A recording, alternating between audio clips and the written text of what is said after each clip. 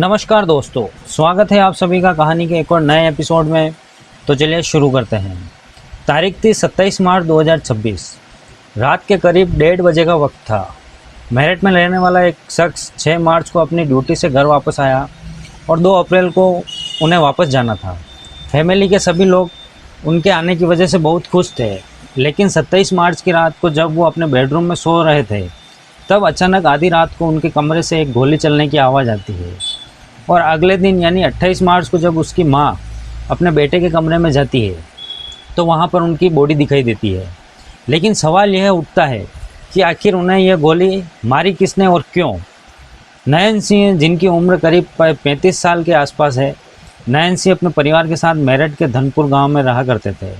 उनके पिताजी का नाम गरीबदास है, जो किसान हैं और खेतीबाड़ी का काम करके घर का खर्चा उठाते हैं, जबकि उनकी पत्नी विमला एक हाउसवाइफ है, जिन्होंने अपने 4 बच्चों की परवरिश इतने अच्छे से की कि मोहल्ले के लोग भी उनकी तारीफ़ करते हैं। विमला के 3 बच्चे में 2 बेटे हैं और 1 बेटी है। सबसे बड़ा बेटा नयन सिंह, जबकि दूसरे बेटे का नाम है प्रदीप सिंह, जिसकी उम्र लगभग 30 साल के आसपास है और यह मोदी नगर में एक प्राइवेट नौकरी करता है। यह नयन सिंह की बहन, जिसका नाम अंजू है, उसकी कुछ साल पहले ही शादी हो चुकी है और अब यह अपने पति के साथ मेरठ में ही जागृति विहार इलाके में रहती है।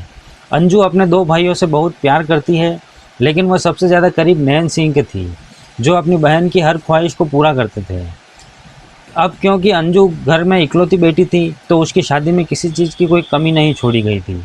पेरेंट्स और भाइयों ने अपनी हैसियत से ज़्यादा बहन को दिया था, लेकिन अब अंजू चाहती थी कि नयन सिंह की भी शादी हो जाए। लेकिन वह शादी करने से पहले अपना करियर बनाना चाहता था, जो कि हर कोई चाहता भी है। वह हमेशा ऐसे एक फ़ौजी बनने के ख्वाब देखते थे, जिसे पूरा करने के लिए नयन सिंह ने पढ़ाई पर बहुत फोकस किया और 12th क्लास तक की एजुकेशन गांव के ही एक लोकल स्कूल से हासिल कर ली। पढ़ाई के साथ साथ नयन सिंह ने अपनी फिटनेस पर भी बहुत ध्यान दिया। वह गांव के बाकी लड़कों की तरह नहीं थे जो खाली समय बर्बाद करते थे। नयन सिंह स्कूल के वक्त से ही रनिंग और कबड्डी, कुश्ती जैसे खेलों में बहुत आगे रहते थे, जिसके चलते उनका शरीर बहुत फुर्तीला और मजबूत हो गया था। वहीं गाँव के माहौल में सेना और पुलिस की नौकरी को बहुत सम्मान दिया जाता था, इसलिए नयन सिंह ने यह ठान लिया था कि उन्हें किसी भी हालत में चाहे कुछ भी हो जाए, वर्दी पहननी है। वह रोज़ सुबह सूरज निकलने से पहले गांव की सड़कों और खेतों में घंटों दौड़ लगाते थे, ताकि अपना फिजिकल टेस्ट वो पास कर सके। और आखिरकार नयन सिंह की मेहनत रंग ले आई। जी हाँ, साल 2011 में BSF की भर्ती निकली तो नयन सिंह ने दौड़, लंबी कूद और चेस्ट मेजरमेंट जैसे कड़े टेस्ट बहुत आसानी से पार कर लिए और उनका सिलेक्शन BSF में हो गया। परिवार को जब ये बात पता चली तो हर कोई बहुत खुश हुआ। एक तरफ जहाँ नयन सिंह को लग रहा था कि उनका जो सपना है वो पूरा हो गया है, तो वहीं पेरेंट्स को भी इस बात की खुशी थी कि अब पूरे गांव में उनकी इज्जत, उनका मान सम्मान और बढ़ जाएगा। कुछ दिन बाद नयन सिंह BSF की ट्रेनिंग के लिए घर वालों से विदा लेकर ट्रेनिंग कैंप पहुँच जाते हैं, जहाँ उन्हें रोज़ सुबह 3:30 से 4 बजे उठ जाना पड़ता था। ट्रेनिंग में देरी होने पर सज़ा दी जाती थी, जिसमें कंकड़ पत्थरों पर रेंगना या भारी वजन उठाकर दौड़ना शामिल था। नयन सिंह को इंसान्स और AK-47 जैसे हथियारों को खोलना, जोड़ना और अंधेरे में भी उन्हें सही से चलाना सिखाया गया। साथ ही उन्हें 20 से 25 किलो का भारी भरकम बैग पीठ पर लाद कर और हाथ में राइफल लेकर ऊंची दीवारें फांदनी पड़ती थी और कंटीले तारों के नीचे से रेंगना पड़ता था। ट्रेनिंग के दौरान उन्होंने आंसू गैस के चैम्बर में भेजा जाता था, ताकि वह गैस मास्क का इस्तेमाल करना अच्छे से सीख सके। अपने घर और पेरेंट्स से करीबन 9 महीने से 11 महीने तक दूर रहे नयन सिंह के लिए वाकई बहुत मुश्किल था, क्योंकि उस दौरान बातचीत भी ज़्यादा नहीं हो पाती थी। लेकिन जैसे ही उसकी ट्रेनिंग पूरी हुई, नयन सिंह सीधे अपने घर चले आए और परिवार को बताया कि उनकी पहली ज्वाइनिंग पश्चिम बंगाल में हुई है। उन्होंने अपनी शुरुआत साल पश्चिम बंगाल के बॉर्डर एरिया में गुजारे, जहाँ BSF के जवानों को अक्सर घने जंगलों, नदी वाले इलाकों और कटीले तारों वाली सीमाओं पर तैनात किया जाता है। पहली ज्वाइनिंग के दौरान नयन सिंह की जिम्मेदारी घुसपैठ को रोकना, कैटल स्मगलिंग पर लगाम लगाना और बॉर्डर पार से होने वाले अपराधों पर नज़र रखना था। हालांकि वहाँ की उमस भरी गर्मी और दलदले इलाकों में ड्यूटी करना यह वाकई में बहुत मुश्किल था, लेकिन नयन सिंह ने अपनी मेहनत से वहाँ के माहौल में खुद को पूरी तरह से ढाल लिया था। वो एडजस्ट हो चुके थे।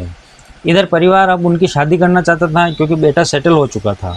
इसलिए उन्होंने नयन सिंह के लिए लड़की देखना शुरू कर दिया और तब उन्हें एक लड़की के बारे में पता चलता है, जिसका नाम होता है कोमल, जो मूल रूप से फाजलपुर ज़िले की रहने वाली थी।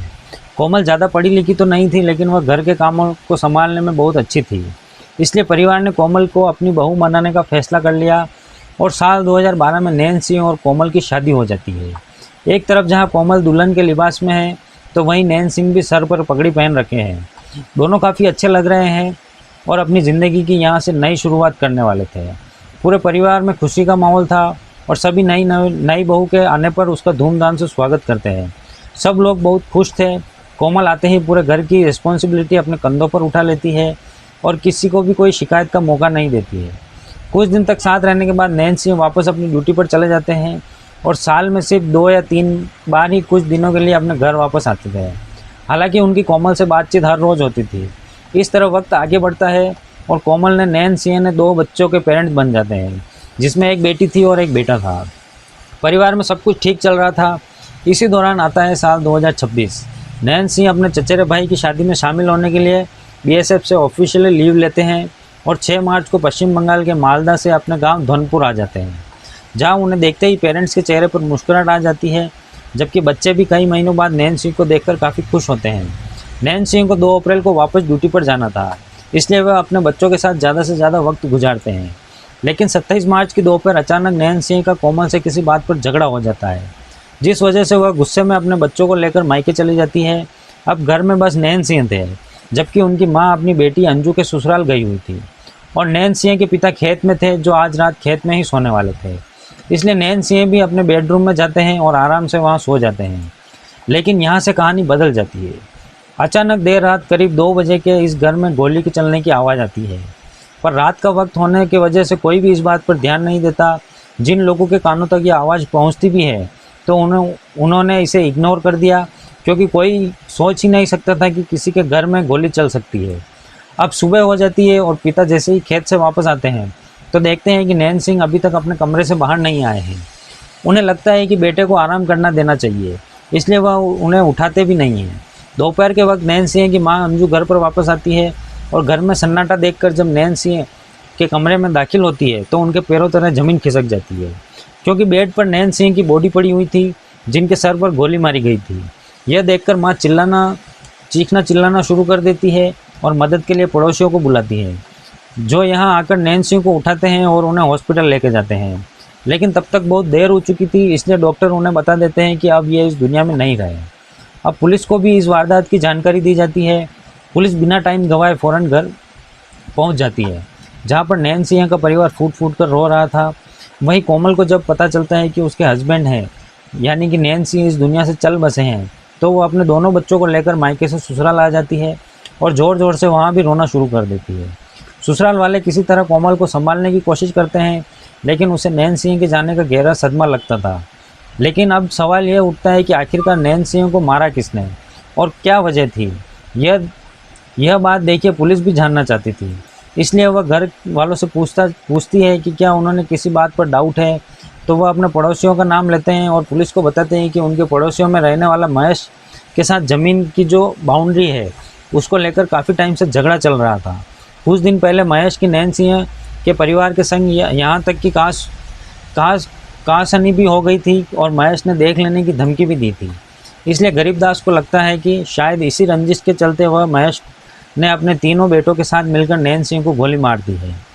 उनकी बात सुनकर पुलिस डाउट के आधार पर महेश के साथ साथ उसके तीनों बेटों को पूछताछ के लिए थाने बुलाती है और उनसे पूछती है कि क्या उन्होंने ही नैन्सी को मारा। इस पर वह साफ मना कर देते हैं कि उसमें इनका कोई हाथ नहीं है। यह देखकर पुलिस अपना सख्त रवैया अपनाती है, लेकिन घंटों की पूछताछ के बाद भी कोई सफलता नहीं मिलती। इतने में अब पोस्टमार्टम रिपोर्ट भी सामने आ जाती है, जिसमें लिखा था कि नैन्सी की जान सर में गोली लगने की वजह से हो गई है। उन्हें बहुत करीबी से गोली मारी गई थी, जो उनके सर के पिछले हिस्से में लगी थी और दिमाग के अंदरूनी हिस्से जो थे वो पूरी तरह से डैमेज हो गए थे। साथ ही रिपोर्ट में डेट ऑफ टाइम लिखा था 27 मार्च के लगभग 1:30 बजे से 2 बजे के बीच बताया गया था, जबकि पुलिस को खबर अगले दिन यानी 28 मार्च को मिली थी। रिपोर्ट देखने के बाद पुलिस इतना तो समझ गई थी कि यह किसी पेशेवर शूटर या बहुत ही करीबी इंसान का काम है, जिसने चुपचाप कमरे में घुसकर इस वारदात को अंजाम दिया है। लेकिन वह यह कौन है, यह जानना भी अभी बाकी था। पुलिस महेश से और उसके बेटों से काफ़ी देर पूछताछ करती है, इन्वेस्टिगेशन करती है, लेकिन वह हर बार यही कहते हैं कि उनका इस मामले में कोई हाथ नहीं है और ना ही पुलिस को उनके खिलाफ कोई सबूत मिलता है। अब यहाँ तक कि बाकी पड़ोसियों से भी बातचीत करने के बाद भी पुलिस को पता चलता है कि यह चारों तो उस रात अपने घर पर थे ही नहीं। इसलिए पुलिस उन्हें आज़ाद कर देती है और असली मुजरिमों को पकड़ने में जुट जाती है। और जब गांव के रास्तों में लगे हुए सीसीटीवी कैमरों को खंगाला जाता है तो उसमें एक वाइट रंग की स्विफ्ट कार घूमती हुई दिखाई देती है, जो देर रात गांव में दाखिल हुई और वारदात के समय के आसपास ही गांव से बाहर निकली थी। साथ ही घर के पास लगे कैमरे में 4 युवक दबे पांव नए सिंह के घर की दीवार की तरफ जाते हुए दिखाई दिए, जिससे यह साफ हो गया कि बाहर से दीवार फांद कर ये घुसे थे। लेकिन यह थे कौन, यह जानने के लिए पुलिस सबसे पहले कार के मालिक के बारे में जानने की कोशिश करती है और तब उन्हें पता चलता है कि यह कार गुलशन नाम के एक शख्स के नाम पर रजिस्टर्ड है। पुलिस अब नैन सिंह के घर वालों से गुलशन के बारे में पूछती है, जिस पर वह उन्हें बताते हैं कि गुलशन नैन सिंह की सगी मौसी का बेटा है, जिस पर वह बहुत ट्रस्ट करता था। अभी कुछ दिन पहले उन दोनों की किसी बात को लेकर लड़ाई हो गई। यह जानने के बाद पुलिस का डाउट कहीं ना कहीं गुलशन पर ही जाता है, इसलिए अब वह उसे पकड़ने में जुट जाती है और 3 अप्रैल को घेराबंदी करके आखिरकार गुलशन को पकड़ लेती है, जिसके बाद उसे थाने लाया जाता है। और जब पुलिस गुलशन से नैन सिंह को मारने की वजह पूछती है तो वह कोमल का नाम लेता है। जी हाँ, उसकी पत्नी नैन सिंह की जो वाइफ है, जिसके साथ गुलशन का अफेयर चल रहा था। वो पुलिस से कहता है कि नैन सिंह को मारने में वह अकेला शामिल नहीं है, बल्कि कोमल भी उसके साथ थी। यह सुनते ही पुलिस कोमल के नंबर की सीडीआर निकलवाती है, यानी कि कॉल डाटा रिकॉर्ड्स जो होता है उसे निकलवाती है, जिसमें पुलिस को एक ऐसा नंबर मिलता है जिससे कोमल की हर रोज़ बात होती थी। वो नंबर किसी और का नहीं बल्कि गुलशन का था। साथ ही 27 मार्च की रात को भी उसने गुलशन के पास ढेरों मैसेजेस किए थे, कई सारे कॉल्स किए थे। यह जानने के बाद अब पुलिस को ट्रस्ट हो जाता है कि इस मामले में कोमल का भी बराबर हिस्सेदारी है, इसलिए अब पुलिस भी उसे अरेस्ट कर लेती है और अब दोनों को सामने बैठाकर सवाल जवाब करना शुरू करती है। पुलिस कोमल से पूछती है कि उसने अपने पति की जान क्यों ली। तब वह यह कहती है कि मैं तो उस रात अपने घर पर ही थी ही नहीं, मुझे नहीं पता है कि यह सब किसने और क्यों किया। यहाँ तक कि वो गुलशन को भी पहचानने से इनकार कर देती है। पर पुलिस कोमल की चालाकियाँ भाप चुकी थी, उनके पास कॉल डिटेल थी, प्रूफ थे, इसलिए वह कहती है कि सब सच बता दो, वरना सच उगलवाने के दूसरे तरीके भी पुलिस के पास हैं। इतना सुनते ही कोमल डर जाती है और एक ऐसी हैरान कर देने वाली कहानी सुनाती है जिससे सुनकर हर कोई दंग रह जाता है। जी हाँ, वो पुलिस को बताती है कि साल 2012 में उनकी नैन सिंह से शादी हुई थी, लेकिन वह ज़्यादातर टाइम ड्यूटी पर ही रहते थे और जब घर आते थे तो शराब पीकर कोमल के साथ मारपीट करते थे, जिस वजह से वो काफ़ी परेशान रहती थी। ऐसे ही एक दिन जब वो कोमल को मार रहे थे तब अचानक गुलशन वहाँ पहुँच गए थे और उसने नैन सिंह को समझाया कि वो कोमल के साथ मारपीट ना किया करे, वो उनकी पत्नी है। बस गुलशन की यही बात कोमल को पसंद आ गई और इस तरह से दोनों के बीच की दोस्ती का रिश्ता शुरू हो गया। कोमल अब गुलशन के साथ ही अपना सुख दुख बांटना शुरू कर देती है और धीरे धीरे दोनों के बीच नज़दीकियाँ बढ़ने लगती है। जब भी नैन सिंह अपनी ड्यूटी पर जाते थे उनकी गैर हाजिरी में गुलशन घर पर आता और घंटों बैठकर कोमल के साथ वक्त बिताता। हालांकि शुरुआत में ससुराल वालों को इन दोनों पर डाउट नहीं होता, लेकिन जब गुलशन का घर में आना जाना ज़्यादा हो जाता है तो घर वालों को इनके रिश्ते के बारे में पता चल ही जाता है। जिसके बाद नैन सिंह जैसे ही छुट्टियों के दौरान घर आता है तब परिवार वालों उन्हें कोमल के बारे में सब बता देते हैं कि पीठ पीछे क्या चल रहा है और यह भी कहते हैं कि उस पर थोड़ी नज़र रखें। परिवार की बात सुनने के बाद नैन सिंह कोमल से इस बारे में पूछताछ करते हैं, पर वो उनसे लड़ाई झगड़ा करना शुरू कर देती है और नाराज़ होकर वो अपने मायके चली जाती है। कोमल जहाँ वो हर रोज़ गुलशन से बात करती है, दोनों कभी कभी होटल में भी मिलते हैं, पार्क्स में भी मिलते हैं, रेस्टोरेंट में भी मिलते हैं। कोमल अब गुलशन से शादी करना चाहती थी क्योंकि रिश्ते को करीब 2 साल बीत चुके थे। हालांकि इस बीच वो अपने ससुराल भी आती जाती है, जिससे नैन सिंह खुद मना कर ले आए थे। इसलिए आई थी क्योंकि वह अपनी बसी बसाई फैमिली को तबाह नहीं करना चाहते थे। वो कोमल से कहते हैं कि देखो हमारे 2 बच्चे हैं, हमें अपने बारे में नहीं तो कम से कम इनके फ्यूचर के बारे में तो सोचना ही चाहिए। कोमल ने जिस रास्ते को चुना वो गलत है, इसलिए वो गुलशन से बात करना छोड़ दे। ऐसा नैन सिंह अपनी पत्नी को कोमल को समझाते हैं, पर कोमल के सर पर प्यार का जुनून सवार था। वो गुलशन को किसी भी कीमत पर छोड़ने को तैयार नहीं थी। साथ ही वो कोमल यह भी अच्छी तरह से जानती थी कि नैन सिंह से उसे कभी डिवोर्स नहीं देंगे, इसलिए वो गुलशन से कहती है कि इन दोनों को मिलकर नैन सिंह को रास्ते से हटाना पड़ेगा, जिसके लिए वह राजी भी हो जाते हैं। और जैसे ही नैन सिंह 6 मार्च को अपने घर आते हैं तो कुछ दिन साथ में अच्छे से रहने के बाद कोमल 27 मार्च की दोपहर ही लड़ झगड़ कर अपने दोनों बच्चों को लेकर मायके चली जाती है, क्योंकि उनका प्लान का हिस्सा था। मायके जाने के बाद वो गुलशन को फ़ोन करती है और उसे 2 शूटर हायर करने के लिए कहती है, पर वह पैसे के बिना काम नहीं करने वाले थे। इसलिए कोमल अपने जेवर लेकर सुनार के पास जाती है और बच्चों की पढ़ाई का बहाना बनाकर जेवर के बदले 6 लाख ले आती है, जिन्हें वह गुलशन को सौंप देती है। इसके बाद गुलशन अपने तीनों दोस्त गुड्डू, राहुल और मोन्टू को 2-2 लाख देकर अपने प्लान में शामिल करते हैं। 27 मार्च की रात करीब 1:30 बजे के आसपास ये तीनों कार में बैठकर नयन सिंह के घर पर पहुंच जाते हैं, क्योंकि कोमल ने इन्हें बता दिया था कि आज घर पर कोई नहीं है और यह बहुत अच्छा मौका है। खैर, अब यह दीवार फांदकर किसी तरह नयन सिंह के बेडरूम में जाते हैं। सबसे पहले गुड्डू गोली चलाने की कोशिश करता है, पर उसकी हिम्मत नहीं होती, इसलिए वह राहुल को गन सौंप देता है, जिसके बाद वह नयन सिंह के सर पर गोली मारता है और जो उनके सर के पिछले हिस्से में लगती है और वहीं उनकी जान चली जाती है। यह देखकर तीनों फ़ौरन वहाँ से फरार हो जाते हैं, यह सोचकर कि जो गुनाह है वह कभी सामने नहीं आएगा, लेकिन पुलिस सच का पता लगाना अच्छे से जानती है। फिलहाल पांचों आरोपी जेल में हैं, लेकिन इन्हें क्या सज़ा मिलती है यह तो आने वाला टाइम ही बताएगा। वेल, आपके ओपिनियन इस पूरे केस और गुनाहगार कौन है, और जिन्होंने पूरा काम किया, उसकी पत्नी ने जो किया, उसके जो मौसेरे भाई था जिसने किया, आपको हिसाब से क्या सज़ा मिलनी चाहिए? आपकी राय कमेंट सेक्शन में ज़रूर दें। वीडियो को लाइक और शेयर करें और चैनल को सब्सक्राइब करके बेल आइकन प्रेस करें, जिससे आने वाली कहानी आप मिस ना करें। तो दोस्तों, आज की कहानी में इतना ही। हम मिलते हैं किसी नई कहानी के साथ, तब तक के लिए बाय। नमस्कार दोस्तों, स्वागत है आप सभी का कहानी के एक और नए एपिसोड में। तो चलिए शुरू करते हैं। तारीख थी 17 मई साल 2026। एक पिता के पास उसकी बेटी का फ़ोन आता है, जो अपने पापा से कुछ ऐसी बात कहती है कि वह उसके ससुराल जाने के लिए मजबूर हो जाते हैं। इसके बाद जब वो उसके ससुराल पहुंचते हैं तो जो चीज़ें बिगड़ी हुई थी वो अपनी तरफ से उन्होंने सही करके आ जाते हैं। लेकिन आने के बाद एक कॉल आता है बेटी के ससुराल से, और यह कॉल लड़की के घर वालों के लिए बेहद ही दर्दनाक साबित होता है। आखिर उस कॉल पर ऐसा क्या हो गया था और क्या है यह पूरा केस, आइए डिटेल में आपको बताता हूँ। आप स्क्रीन पर जो इमेज देख रहे हैं, इस खूबसूरत सी लड़की का नाम है दीपिका नागर, जो ग्रेटर नोएडा के थाना बादलपुर क्षेत्र के कूड़ी खेड़ा गांव की रहने वाली थी। दीपिका की फैमिली में उसके पिता संजय नागर ही परिवार के मुखिया थे, जो खेती किसानी से जुड़े हुए थे।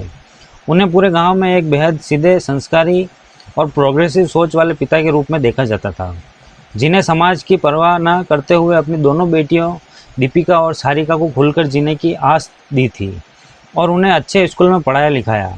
आपको बता दें कि दीपिका बचपन से ही पढ़ने में काफ़ी इंटेलिजेंट थी, जिसका अंदाज़ आप इस बात से लगा सकते हैं कि दीपिका ने 12th के बोर्ड के एग्ज़ाम में बहुत अच्छे नंबर हासिल किए थे और अपनी फैमिली के साथ साथ पूरे गांव का नाम उसने रोशन किया था। कॉलेज के दिनों में भी दीपिका की होशियारी का जो सफ़र था वो थमा नहीं। वहाँ भी उसने बीएड की डिग्री अच्छे मार्क्स के साथ हासिल की और सबको खुश कर दिया। घर में सब लोग बहुत ज़्यादा हैप्पी थे। पढ़ाई में हमेशा टॉपर रहने की वजह से प्रोफेसर से लेकर क्लास के बाकी स्टूडेंट तक दीपिका की काफ़ी तारीफ़ करते थे। वो पोस्ट ग्रेजुएट भी थी। इतनी सारी डिग्रियां होने की वजह से दीपिका को पूरे गांव में सबसे ज़्यादा पढ़ी लिखी लड़कियों में से एक माना जाता था, जो हमेशा से गवर्नमेंट टीचर बनने का ख्वाब देखा करती थी और वह अपने पैरों पर खड़ी होना चाहती थी, कुछ बनना चाहती थी। इसलिए दीपिका ने ग्रेजुएट पूरी करने के बाद सबसे पहले बीएड किया, इसके बाद पोस्ट ग्रेजुएशन की डिग्री भी ली और अब टीईटी या सीटीईटी को पास करने की वह तैयारी में जुटी हुई थी। वो दिन रात अपनी किताबों और नोट्स में उलझी रहती थी, बस इसलिए ताकि वो कुछ कर सके और आगे कुछ बन पाए। एक तरफ जहां दीपिका अपने पैरों पर खड़ी होकर अब फ्यूचर को संवारने की तैयारियों में जुटी हुई थी, तो वहीं दूसरी तरफ उसके पेरेंट्स अपनी प्यारी बेटी के हाथ पीले करने की और उसकी शादी करने के सुनहरे सपने सजा रहे थे। जब घर में दीपिका की शादी को लेकर बातचीत शुरू हुई तो उसने पेरेंट्स से साफ कह दिया कि वो शादी करने के लिए ठीक है, तैयार है, लेकिन एक शर्त है कि शादी के बाद भी वो टीचर बनने की जो तैयारी है वो उसे कंटिन्यू करेंगे। इस पर फैमिली को कोई एतराज़ नहीं था, बल्कि उसके पिता संजय नागर ने तो अपनी बेटी के इस फैसले को खुलकर सपोर्ट किया और उसके लिए एक ऐसा रिश्ते व तलाश न लगे जहां दीपिका को कभी किसी चीज़ की कोई कमी महसूस ना हो और उसकी सारी ख्वाहिशें वहां पूरी हो जाए। तब उन्हें ऋत्विक तंवर के बारे में पता चलता है, जो ग्रेटर नोएडा के जलपुरा गाँव का रहने वाला था। उसकी फैमिली में उसकी माता पिता और 2 बहनें थी, जिसका इकलौता भाई था ऋतिक। ऋतिक के पिता का नाम आपको बता दें मनोज है, जो जलपुरा इलाके के एक बड़े और रसूखदार प्रॉपर्टी डीलर कारोबारी हैं। उनके पास पैसों की कोई कमी नहीं है। प्रॉपर्टी के कारोबार और ज़मीन की खरीद बेच से जुड़े होने की वजह से समाज में वही बड़े बड़े लोग के साथ मनोज के उठना बैठना था। लोग उन्हें मनोज प्रधान कहकर पुकारते थे। रिपोर्ट्स और सोशल मीडिया पर चल रही जानकारी के मुताबिक मनोज के पास इको एक 3 एरिया में 3 स्कूल भी हैं, जिनकी अर्निंग भी लाखों में है।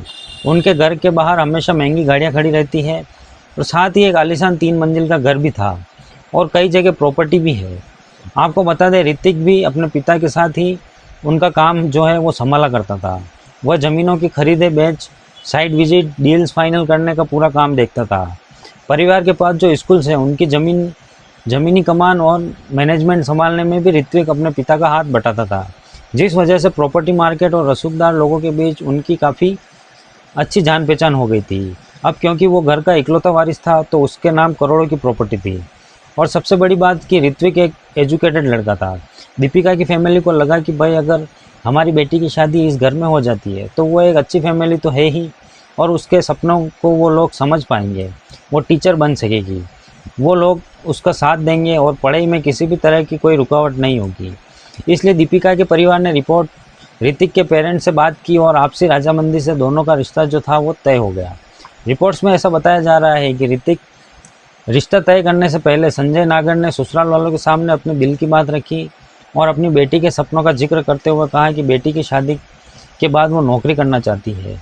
इस पर ससुर यानी मनोज ने उसके पिता से प्रॉमिस किया कि वह शादी के बाद दीपिका को नौकरी के लिए बाहर कहीं जाने की ज़रूरत नहीं है। वह अपने स्कूल में ही उसे जॉब दे देंगे या फिर उसके लिए एक नया स्कूल बनवाएंगे ताकि वह अपने बच्चों को आराम से वहाँ पढ़ा सके। और दीपिका चाहे तो वो अपनी आगे की पढ़ाई भी जारी रख सकती है। उसकी फैमिली खुलकर सपोर्ट करेगी और उसे बहू नहीं बल्कि घर की बेटी बनाकर रखा जाएगा।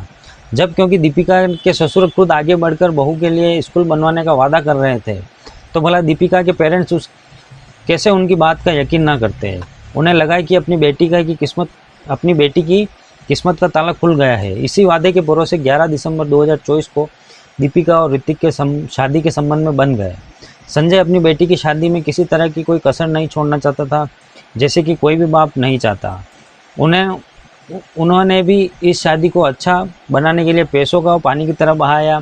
शादी से लेकर विदाई तक लगभग 1 करोड़ के महंगे तोहफे और सामान लड़कियों वालों की तरफ से दिए गए।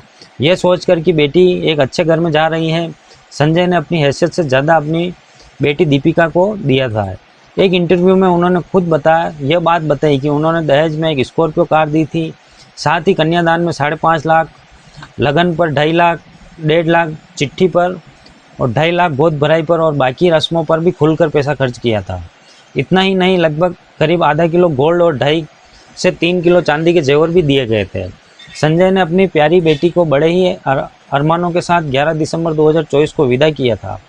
जहां शुरुआत में दीपिका को भी किसी भी चीज़ की कोई कमी महसूस नहीं हुई, वहीं दीपिका ने ससुराल से जुड़े लोगों का कहना है कि जो सास है दीपिका की, पूनम, वो तो अपनी बहू नहीं बल्कि बेटी की तरह मानती थी। उनके बीच सास बहू वाला कोई रिश्ता नहीं था। पूनम दीपिका पर इस कदर लाड़ प्यार लुटाती थी कि देखने वाले लोगों को हैरानी हो जाए। वह दीपिका ने भी पूनम को अपनी सगी माँ से बढ़कर दर्जा दिया था। हर पल हंसना, गले मिलना और खुशियाँ बांटना, ऐसा लगता था मानो जो रिश्ता है वो 7 जन्मों का अटूट बंधन है। और दीपिका की किस्मत में दुनिया की सबसे बेहतरीन सास और बहुत अच्छा घर लिख दिया गया है। दीपिका की दादी सास के मुताबिक जब दीपिका घर पर यानी मायके जाती थी तो पूनम उसे सीने से लगाकर रोती थी। तारीख थी 17 मई 2026। एक पिता के पास उसकी बेटी का फ़ोन आता है जो उसने अपने पापा से कुछ ऐसी बात कही कि वह उसे ससुराल जाने के लिए मजबूर हो जाते हैं। इसके बाद जब वो उसके ससुराल पहुंचते हैं तो जो चीज़ें बिगड़ी हुई थी वो अपनी तरफ से उन्होंने सही करके आ जाते हैं। लेकिन आने के बाद एक और कॉल आता है कि बेटी के ससुराल से, और यह कॉल लड़की के घर वालों के लिए बेहद दर्दनाक साबित होता है। आखिर उस कॉल पर ऐसा क्या हो गया था और क्या है यह पूरा केस, आइए डिटेल में बताता हूँ। एक तरफ जहाँ सास अपनी बहू पर प्यार लुटाती थी तो वहीं ऋत्विक भी शादी के शुरुआती महीने में दीपिका की हर बात मानता था। दोनों के बीच का रिश्ता आम शादीशुदा कपल की तरह बहुत अच्छा था।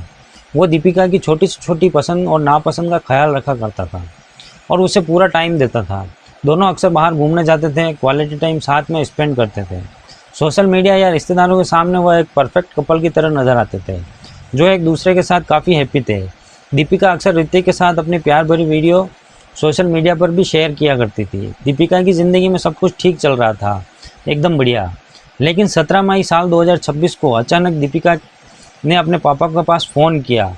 वो फ़ोन पर फूट फूट कर रो रही थी और उसने बताया कि फॉर्च्यूनर कार और 51 लाख कैश की मांग को लेकर ऋत्विक, ससुर मनोज और परिवार के बाकी लोग उसके साथ बेरहमी से मारपीट कर रहे हैं और बहुत बुरा बर्ताव कर रहे हैं। बेटी की रोती हुई आवाज़ और मारपीट की बात सुनकर संजय कुछ रिश्तेदारों को लेकर शाम करीब 4 बजे दीपिका के ससुराल जबलपुर गांव पहुंच जाते हैं। वहां उन्होंने ऋत्विक और ससुर मनोज को समझा बुझना का जो मामला था उसे शांत करने की कोशिश की। साथ ही उन्होंने दीपिका से भी बात की।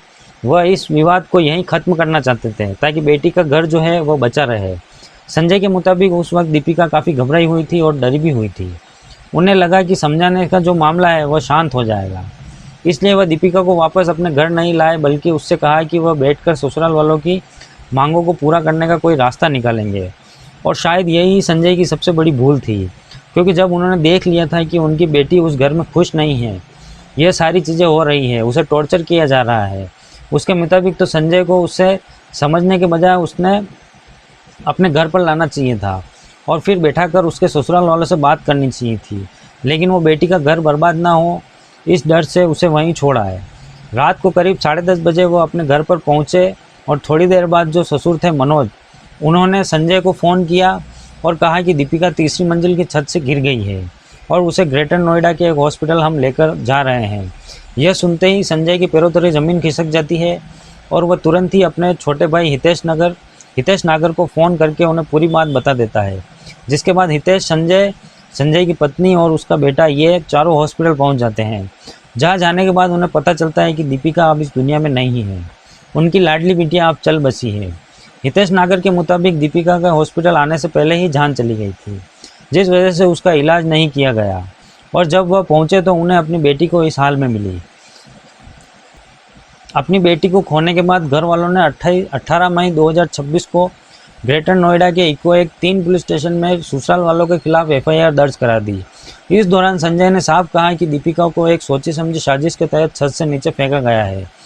उसके हस्बैंड ऋतिक, ससुर मनोज, सास पूनम और चाचा ससुर विनोद ने पहले मिलकर उसे बुरी तरह पीटा और फिर सबूत मिटाने या हादसे का रूप देने के लिए उसे तीसरी मंजिल से नीचे फेंक दिया, जिसकी वजह यह है दहेज।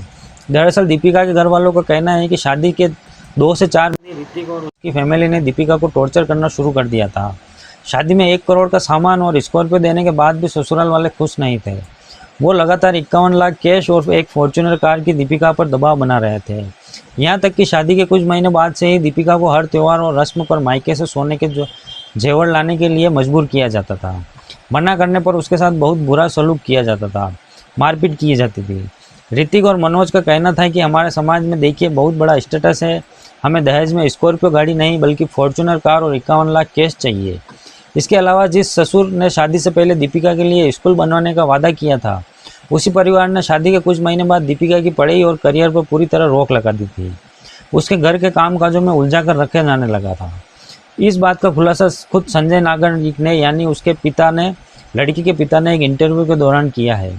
उन्होंने बताया है कि रिश्ता तय होने से पहले ससुर मनोज प्रधान ने खुद को बहुत ही प्रोग्रेसिव दिखाया था। उनका कहना था कि उनकी अपनी ज़मीन है जहां वह दीपिका के नाम से एक शानदार स्कूल बनवाएंगे ताकि वह उसे संभाल सके। उनके वादे पर परिवार ने भरोसा कर लिया, पर शादी के बाद स्कूल बनवाना तो दूर, दीपिका को घर की 4 दीवारों में कैद कर दिया गया। जब दीपिका ने आगे पढ़ना या स्कूल की बात की तो उसके मायके से फॉर्च्यूनर और 51 लाख लेकर आने के लिए कहा गया। दीपिका के चाचा के मुताबिक दीपिका ने कई बार अपने परिवार वालों को इस बारे में बताया था, लेकिन हर बार उन्होंने ऐसा लगा कि समझाने से सब ठीक हो जाएगा। वो नॉर्मली उसके ससुराल वालों के पास जाते और बातचीत करने के बाद अपने घर वापस आ जाते हैं। उन्हें लगा था कि धीरे धीरे वक्त के साथ सब ठीक हो जाएगा, लेकिन आप कह सकते हैं कि परिवार की, दीपिका की फैमिली की यही सोच दीपिका की एक्चुअली में जान ले गई। उन्हें अपनी बेटी के साथ हो रहे टॉर्चर को बिल्कुल भी नॉर्मल नहीं समझना चाहिए था, बल्कि जब पहली बार उसने बताया कि उसके साथ ससुराल में यह सब हो रहा है तो उसी वक्त उनको एक्शन लेना चाहिए था। पर सब ठीक होने के चक्कर में आज सब कुछ खत्म हो गया। एक तरफ जहां मायके वाले ससुराल वालों पर आरोप लगा रहे हैं कि उन्होंने उनकी बेटी की जान ली, तो वहीं ससुराल पक्ष की तरफ से इन सभी आरोपियों को खारिज करने किया गया। सबसे पहले कि दीपिका ने अपनी जान खुद ही दी या फिर उसे मारा गया, तो उस पर उन्होंने साफ कहा कि उसने अपनी जान खुद दी है, किसी ने उसे नहीं मारा है। रही बात दहेज की, तो उनके पास 4-4 गाड़ियां हैं, यहाँ तक कि दीपिका के नाम 4 प्लॉट किए हैं। और यह बात की गवाही देती है यह वीडियो, किसी ने इसकी हत्या नहीं करी, हमारा परिवार ऐसा नहीं है। वही दहेज मांगने की बात, 4-4 गाड़ियाँ अब खड़ी है। यानी ससुराल वालों का साफ कहना है कि दीपिका को किसी ने नहीं मारा, बल्कि उसने अपनी जान खुद ली है। वहीं पुलिस ने जब दीपिका का पोस्टमार्टम कराया तो रिपोर्ट सामने आने के बाद हर कोई दंग रह गया। पोस्टमार्टम रिपोर्ट में शरीर पर कई गंभीर चोटों के निशान पाए गए। यह चोटें सिर्फ ऊंचाई से गिरने की वजह से नहीं थे, बल्कि उसके साथ बहुत बुरी तरह से मारपीट की गई। पोस्टमार्टम रिपोर्ट के आते ही पुलिस ने 4 लोगों को अरेस्ट कर लिया, जिसमें ऋत्विक है, ससुर है, पूनम है और चाचा विनोद भी शामिल है। जिसकी एफआईआर में 7 लोगों के नाम लिखवाए गए हैं, जिसमें से 4 लोग अब जेल में हैं। पर आखिर उस रात क्या हुआ था और दीपिका की जान कैसे गई, उसे कैसे मारा गया, उसने अपनी जान खुद दी, यह अभी तक एक पहेली बनी हुई है, जिससे पुलिस सुलझाने की कोशिश कर रही है। साथ ही फरार और आरोपियों की तलाश भी कर रही है। देखिए, ये जो केस है ना दीपिका का, यह हमें सिखाता है कि शादी के बाद भी अगर आपके बच्चे को, चाहे वो लड़का हो या लड़की हो, किसी भी तरह का कोई टॉर्चर किया जाता है या परेशान किया जाता है और बात इतनी ज़्यादा बढ़ जाती है, तो साहब उसे इग्नोर नहीं किया जा सकता। तो बेटर है कि आप डिवोर्स लेकर अलग हो जाइए, क्योंकि ऐसे केसेस में देखा गया है कि जहाँ पर बच्चे परेशान हो जाते हैं और सोसाइटी या फिर अलग अलग कारणों से उन्हें एडजस्ट करने को बोल दिया जाता है कि बेटा अभी तो एडजस्ट करो, सब ठीक हो जाएगा। और वहीं एडजस्टमेंट वो दिन दिखा देता है जो दीपिका या फिर टिशा के परिवार के लोग आज देख रहे हैं। इसलिए बाद में रोने धोने से अच्छा है कि सही टाइम पर सही फैसला किया जाए। आपको क्या लगता है इस केस के बारे में? अपना ओपिनियन आप कमेंट सेक्शन में लिख के बता सकते हैं। वीडियो को लाइक और शेयर करें ताकि और चैनल को सब्सक्राइब करके बेल आइकन प्रेस करके आने वाली वीडियो को आप मिस ना करें। हम मिलते हैं किसी नई कहानी के साथ, तब तक के लिए बाय। नमस्कार दोस्तों, स्वागत है आप सभी का कहानी के एक और नए एपिसोड में। तो चलिए शुरू करते हैं। तारीख थी 5 जून साल 2026। एक बच्चा अपने पापा को एक ऐसा राज बताता है जो इस आदमी को हिलाकर रख देता है, और उसके बाद जो होता है ना, वो पूरे कानपुर शहर को सन्न करके रख देता है। क्या है पूरा केस, आइए डिटेल में बताता हूँ। इस कहानी की शुरुआत होती है कानपुर के फिलखाना एरिया से, जहाँ बालाजी धाम अपार्टमेंट में मनीष नाम का एक शख्स अपनी फैमिली के साथ रहा करता था। मनीष की उम्र करीबन 45 साल के आसपास थी और उसकी फैमिली ही उसके लिए सब कुछ थी। मनीष के पिता का एक नाम रामकिशोर गुप्ता जी था, जो कपूर सप्लाई के कारोबार से जुड़ा हुआ थे। उनका एक फलता फूलता और जमा जमाया बिजनेस था, जिसके चलते रामकिशोर जी अच्छी खासी इनकम जनरेट कर लेते थे और अपनी फैमिली को किसी भी चीज़ की कभी भी कोई कमी नहीं होने देते थे। वहीं मनीष की माँ की बात करते तो वह एक हाउसवाइफ थी, जिन्होंने अपने दोनों बच्चों को बहुत ही परवरिश, इतने लाड़ प्यार और सलीके से पाला था कि पूरे मोहल्लों में उनके परिवार की तारीफ हुआ करती थी। मनीष की एक बहन भी थी जिसका नाम था पूनम। दोनों भाई बहनों के बीच एक अटूट रिश्ता था। मनीष अपनी छोटी बहन से बहुत प्यार करता था और उसकी हर ख्वाहिश को पूरा करने की हमेशा कोशिश करता था। कुछ टाइम पहले ही परिवार में पूनम की शादी करा दी थी और अब वह अपने ससुराल में आराम से रह रहे थे। हालांकि पूनम के जाने के बाद घर सूना हो गया था और पेरेंट्स का ख्याल रखने वाला भी कोई बचा नहीं था। इसलिए उन्होंने 2017 में निहारिका नाम की एक लड़की से मनीष की शादी करा दी थी, जो कि असल में लव मैरिज थी। पर यह दोनों कैसे मिले और कहाँ, यही सोच रहे हैं ना आप? तो आपको बता दूं कि इनकी लव स्टोरी 2015 में शुरू हुई थी। उस समय मनीष कानपुर के किराना बाजार में एक ब्रोकर के रूप में काम करता था। उसका मेन काम व्यापारियों को बीच माल की खरीद बिक्री करवाना और सौदा तय करवाना था। काम के सिलसिले में मनीष का पूरा दिन शहर के बिरहाना रोड इलाके की भागदौड़ में ही गुजरता था। वह सुबह से लेकर शाम तक अपने काम में बिजी रहता था, लेकिन इस कड़ी मेहनत की बदौलत मनीष हर महीने काफ़ी अच्छी खासी इनकम कमा लेता था, जिसके चलते उसकी ज़िंदगी आराम से गुजर रही थी। वहीं निहारिका एक स्कूल की टीचर थी, जो बिरहाना रोड पर मौजूद लेफ्टीवेल स्कूल में बच्चों को पढ़ाती थी और कानपुर से ही काहू कोठी इलाके में वह रहने वाली थी। शुरुआत में मनीष और निहारिका एक दूसरे के बिल्कुल अनजान थे। मनीष अक्सर अपने काम के सिलसिले में बिरहाना रोड पर आता रहता था, जबकि निहारिका भी रोज़ उसी रास्ते से स्कूल पढ़ाने जाती थी। इस दौरान दोनों एक दूसरे को देखते ज़रूर थे, लेकिन दोनों में किसी की भी बात करने की हिम्मत नहीं होती थी।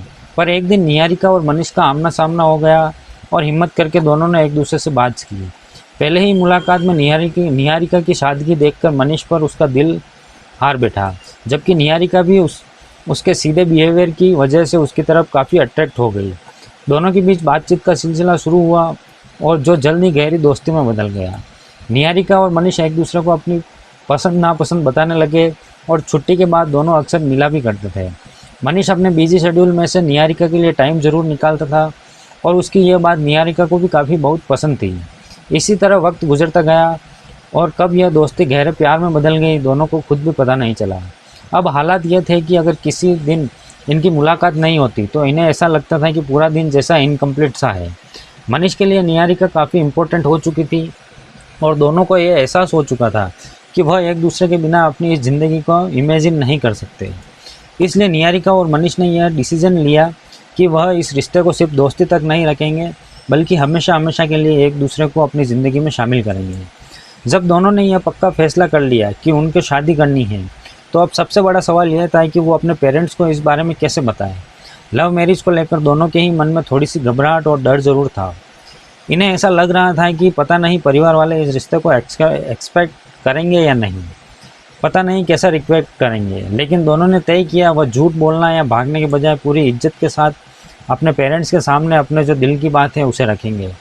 अब क्योंकि मनीष का परिवार तो खुद उसकी शादी कराना चाहता था, इसलिए जब उन्होंने मनीष से इस बारे में बात की तब उसने अपनी बहन पूनम और पेरेंट्स को निहारिका के बारे में सब कुछ क्लियरली बता दिया कि वो एक स्कूल टीचर है और मनीष उससे शादी करना चाहता है। यह सुनकर परिवार खुश हो गया क्योंकि उन्हें अपने बेटे की पसंद पर पूरा भरोसा था। वहीं दूसरी तरफ निहारिका ने भी अपनी माँ और अपने परिवार के बाकी मेंबर्स को मनीष के बारे में बता दिया था, जिसके बाद दोनों परिवार ने एक दूसरे से मिलकर बातचीत की और सब कुछ सही होने के बाद निहारिका की फैमिली ने भी इस रिश्ते के लिए हाँ कर दी और शादी की तारीख फिक्स कर दी। देखते ही देखते 30 जून 2017 का दिन भी आ गया, जो निहारिका और मनीष के लिए सबसे खास दिन था।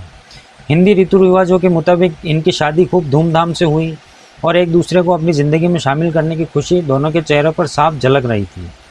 शादी के बाद निहारिका अपने मायके से ससुराल आ गई, जहां पूरे परिवार ने उसका स्वागत अपनी बेटी की तरह किया। मनीष भी निहारिका को खुश रखने के लिए हर मुमकिन कोशिश करता था। दोनों साथ में क्वालिटी टाइम बिताते, घूमने फिरने जाते, अपने आने वाले फ्यूचर की प्लानिंग करते। मनीष सुबह से लेकर शाम तक किराना बाजार में धूल और भीड़ भाड़ में काम करता, पर उसका काम एक्चुअली में निहारिका को देखना पसंद नहीं था। इसलिए एक दिन उसने मनीष से कहा कि वो ब्रोकर का काम छोड़कर अपना कोई बिजनेस क्यों ना शुरू कर रहे, जिससे वह प्राउडली दूसरों को बता सके कि भाई मेरा हस्बैंड यह काम करता है। अब क्योंकि मनीष निहारिका को बहुत प्यार करता था, इसलिए उसने अपनी वाइफ की बात बिल्कुल नहीं टाली, बल्कि अपने पिता रामकिशोर गुप्ता जी से इस बारे में बात की। उन्हें भी निहारिका की सोच काफ़ी हद तक ठीक लगी, इसलिए रामकिशोर जी ने मनीष का ब्रेकर का काम हमेशा के लिए बंद करवा दिया और उसे कानपुर के रामगंज इलाके में एक नया और शानदार ऑफिस खोल कर दिया, जहां मनीष ने कपूर का नया बिजनेस शुरू किया। निहारिका के एक फैसले की वजह से अब वो ब्रोकर से सीधा बिजनेसमैन बन चुका था, जिस वजह से निहारिका भी अब बेहद खुश थी। इस तरह वक्त आगे बढ़ रहा और शादी के करीब 3 साल बाद निहारिका ने एक प्यारे से बेटे को जन्म दिया। पूरी परिवार ने मिलकर उसका नाम रियांश रखा। रियांश के आने से पूरे परिवार में खुशियाँ और तिलकारियाँ गूंज उठी। दादा दादी के लिए तो उनकी जान बन गया। वे लिए पूरे परिवार अपनी ज़िंदगी हंसी खुशी गुजार रहा था। लेकिन साल 2023 में कुछ ऐसा हुआ कि निहारिका का बिहेवियर यहाँ पूरी तरह चेंज हो गया। दरअसल रियांश के जन्म के बाद निहारिका का ज़्यादा वक्त अपने घर पर ही बीतता था। इस दौरान टाइम पास करने के लिए उसने सोशल मीडिया, खासकर इंस्टाग्राम और फेसबुक पर एक्टिव रहना शुरू कर दिया। अब साल 2023 के शुरुआती महीनों में फेसबुक पर पोस्ट देखने के दौरान उसकी प्रोफाइल पर जम्मू के रहने वाले एक शख्स की फ्रेंड रिक्वेस्ट आती है, जिसका नाम अंग्रेज सिंह बताया जा रहा है। निहारिका ने बिना कुछ सोचे समझे उसे एक्सेप्ट कर ली। शुरुआत में दोनों के बीच सिर्फ पोस्ट को लाइक करने के लिए हाय हेलो के मैसेज भेजने का जो सिलसिला था वो शुरू हुआ। धीरे धीरे वो शख्स निहारिका से रोज़ बातें करने लगा। वो निहारिका की खूबसूरती की तारीफ़ करता और उसे रिझाने की कोशिश करता। निहारिका एक शादीशुदा ज़िंदगी और बच्चे की जिम्मेदारी के बीच अब नए अटेंशन को बहुत पसंद करने लगी थी। दोनों के बीच चैटिंग इतनी बढ़ गई, बातचीत इतनी बढ़ गई कि वह हर दिन रात एक दूसरे से अब फ़ोन पर बात करने लगे। जी हाँ, निहारिका जब भी घर में अकेली होती या मनीष अपने ऑफिस में बिजी होता तो चुपके से ईयरफोन लगाकर घंटों अंग्रेज से अपनी पर्सनल बातें शेयर करने लगी थी। उससे निहारिका को यह यकीन दिला दिया था कि मनीष से बेहतर तो उसका ख्याल वो रख सकता है। निहारिका उसकी मीठी मीठी बातों में इस कदर अंधी हो चुकी थी कि उसने अपने सीधे साधे पति मनीष और अपने बेटे की फिक्र बिल्कुल नहीं थी, बल्कि उसने अंग्रेज के साथ अफेयर शुरू कर दिया और यह वह अब उसके इशारों पर नाचने लगी थी। यहाँ तक कि उसने रियांश और उसके घर के कामों से भी दूरी बना ली थी। इधर मनीष जो दिन रात अपने काम में बिजी रहा करता, उसे पता ही नहीं था कि उसकी पत्नी वाइफ का अफेयर शुरू हो चुका है। पर साल 2024 के आसपास मनीष को निहारिका पर डाउट होना शुरू हो गया। इसलिए उसने अपनी फैमिली से कह दिया कि जब भी वो काम पर जाए तो वो लोग निहारिका पर नज़र रखें। परिवार वालों जब भी पूछते कि किससे बात कर रही हो, तब वह निहारिका कोई ना कोई एक्सक्यूज़ दे देती थी। लेकिन अब उन्हें अपनी बहू की हरकतों पर शक होने लगा था। रिपोर्ट्स के मुताबिक साल 2024 के शुरुआती महीनों में एक दिन निहारिका कमरे की कुंडी बंद करके अपने बॉयफ्रेंड से बात कर रही थी।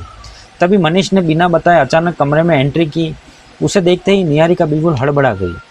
उसने तुरंत ही फ़ोन काटने की कोशिश की, पर मनीष ने निहारिका से उसका फ़ोन छीन लिया।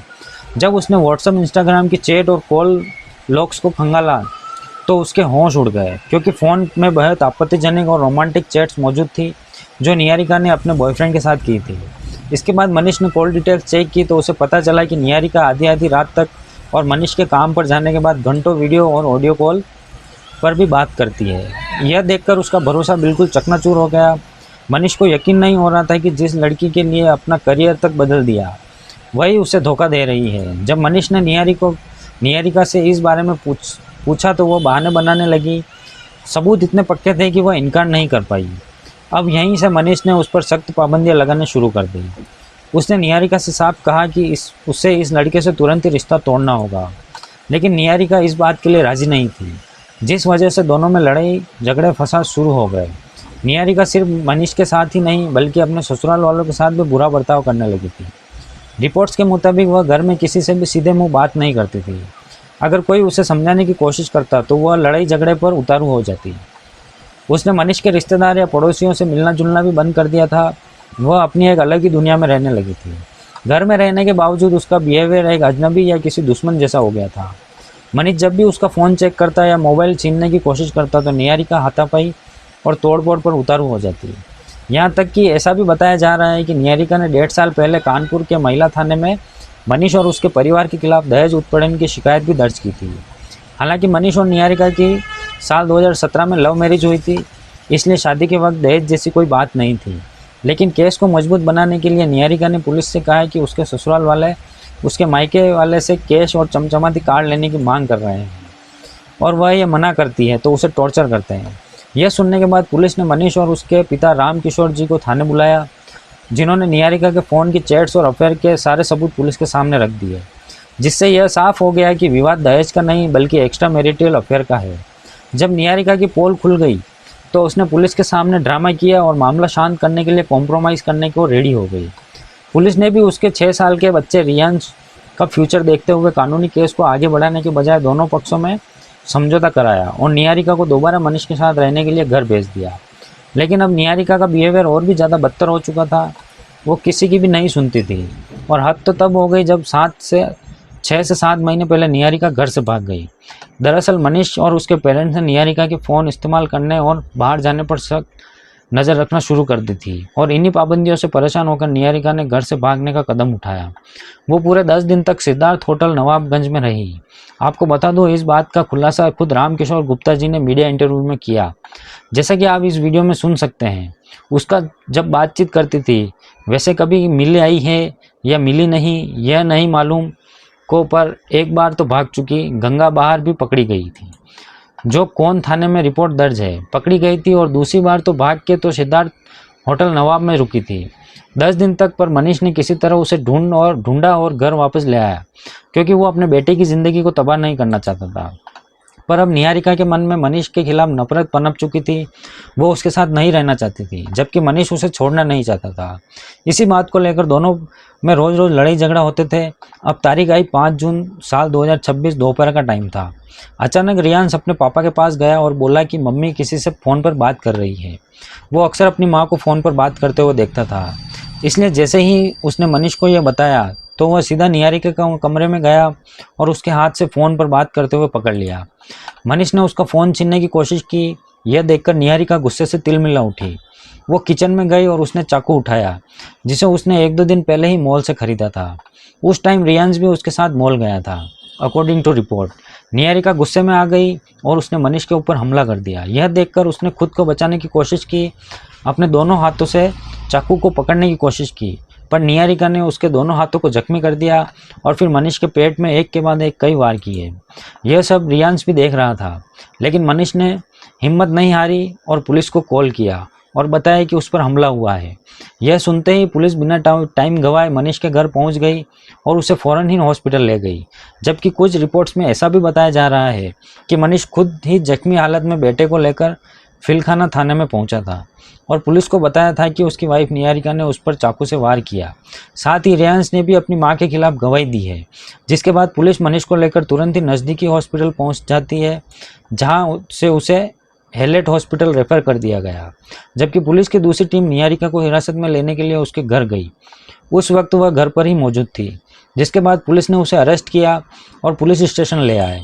इधर मनीष के घर वालों को जैसे ही अपने बेटे के बारे में पता चला तो वह फ़ौरन ही हॉस्पिटल पहुंच जाते हैं और मनीष के ठीक होने की प्रार्थना करने लगते हैं। इस दौरान मनीष ने अपने पिता को बताया कि जब निहारिका उस पर हमला कर रही थी तब उसका बॉयफ्रेंड लगातार उसे भड़का रहा था। वो निहारिका से कह रहा था कि आज इसका काम तमाम कर दो। यह सुनते ही रामकिशोर 14 जून को थाने में पहुंचते हैं, जहां उन्होंने निहारिका कश्यप और उसके बॉयफ्रेंड दोनों के खिलाफ रिपोर्ट दर्ज करा दी। इधर हॉस्पिटल में करीब 11 दिन तक वेंटिलेटर पर जिंदगी की जंग लड़ते हुए 16 जून को मनीष ने हैलेट हॉस्पिटल में दम तोड़ दिया। उसके जाने से परिवार में मातम छा गया। रियांश के सर से पिता का साया उठ चुका था, लेकिन उसने पुलिस के साथ साथ मीडिया के सामने बिना डरे अपने मां के खिलाफ बयान दिया। रामकिशोर गुप्ता की रिपोर्ट और 6 साल के बच्चे रियांश की गवाही के बाद पुलिस ने निहारिका को ऑफिशियली अरेस्ट कर लिया और वह फिलहाल जेल की सलाखों के पीछे है। साथ ही उसके बॉयफ्रेंड की भी तलाश की जा रही है। देखिए, इस केस को देखने समझने के बाद मैं आपसे यही कहना चाहूँगा कि गुस्से में उसे 5 मिनट के पागलपन और अवैध रिश्ते की वजह से मनीष की जान तो गई ही, पर निहारिका भी मुजरिम बनकर जेल पहुंच गई और उनका छोटा मासूम बच्चा अनाथ हो गया। इसलिए कोई भी कदम उठाने से पहले या नया रिश्ता शुरू करने से पहले अपने बच्चे, अपनी हंसती खेलती ज़िंदगी, अपनी फैमिली के बारे में ज़रूर सोचें। आपके ओपिनियन इस केस पर क्या है, कमेंट सेक्शन में ज़रूर बताएं। वीडियो को लाइक और शेयर करके चैनल को सब्सक्राइब जरूर करें। हम मिलते हैं किसी नई कहानी के साथ, तब तक के लिए बाय। नमस्कार दोस्तों, स्वागत है आप सभी का कहानी के एक और नए एपिसोड में। तो चलिए शुरू करते हैं। तारीख थी 27 जून साल 2026। सुबह का वक्त था। किशनपुर गांव में रहने वाले लोग उठ चुके थे, लेकिन उनके पड़ोसी के घर में एक अजीब सा सन्नाटा पसरा हुआ था। यह देखकर गांव वालों को लगा कि शायद पूरा परिवार अभी तक सो रहा है।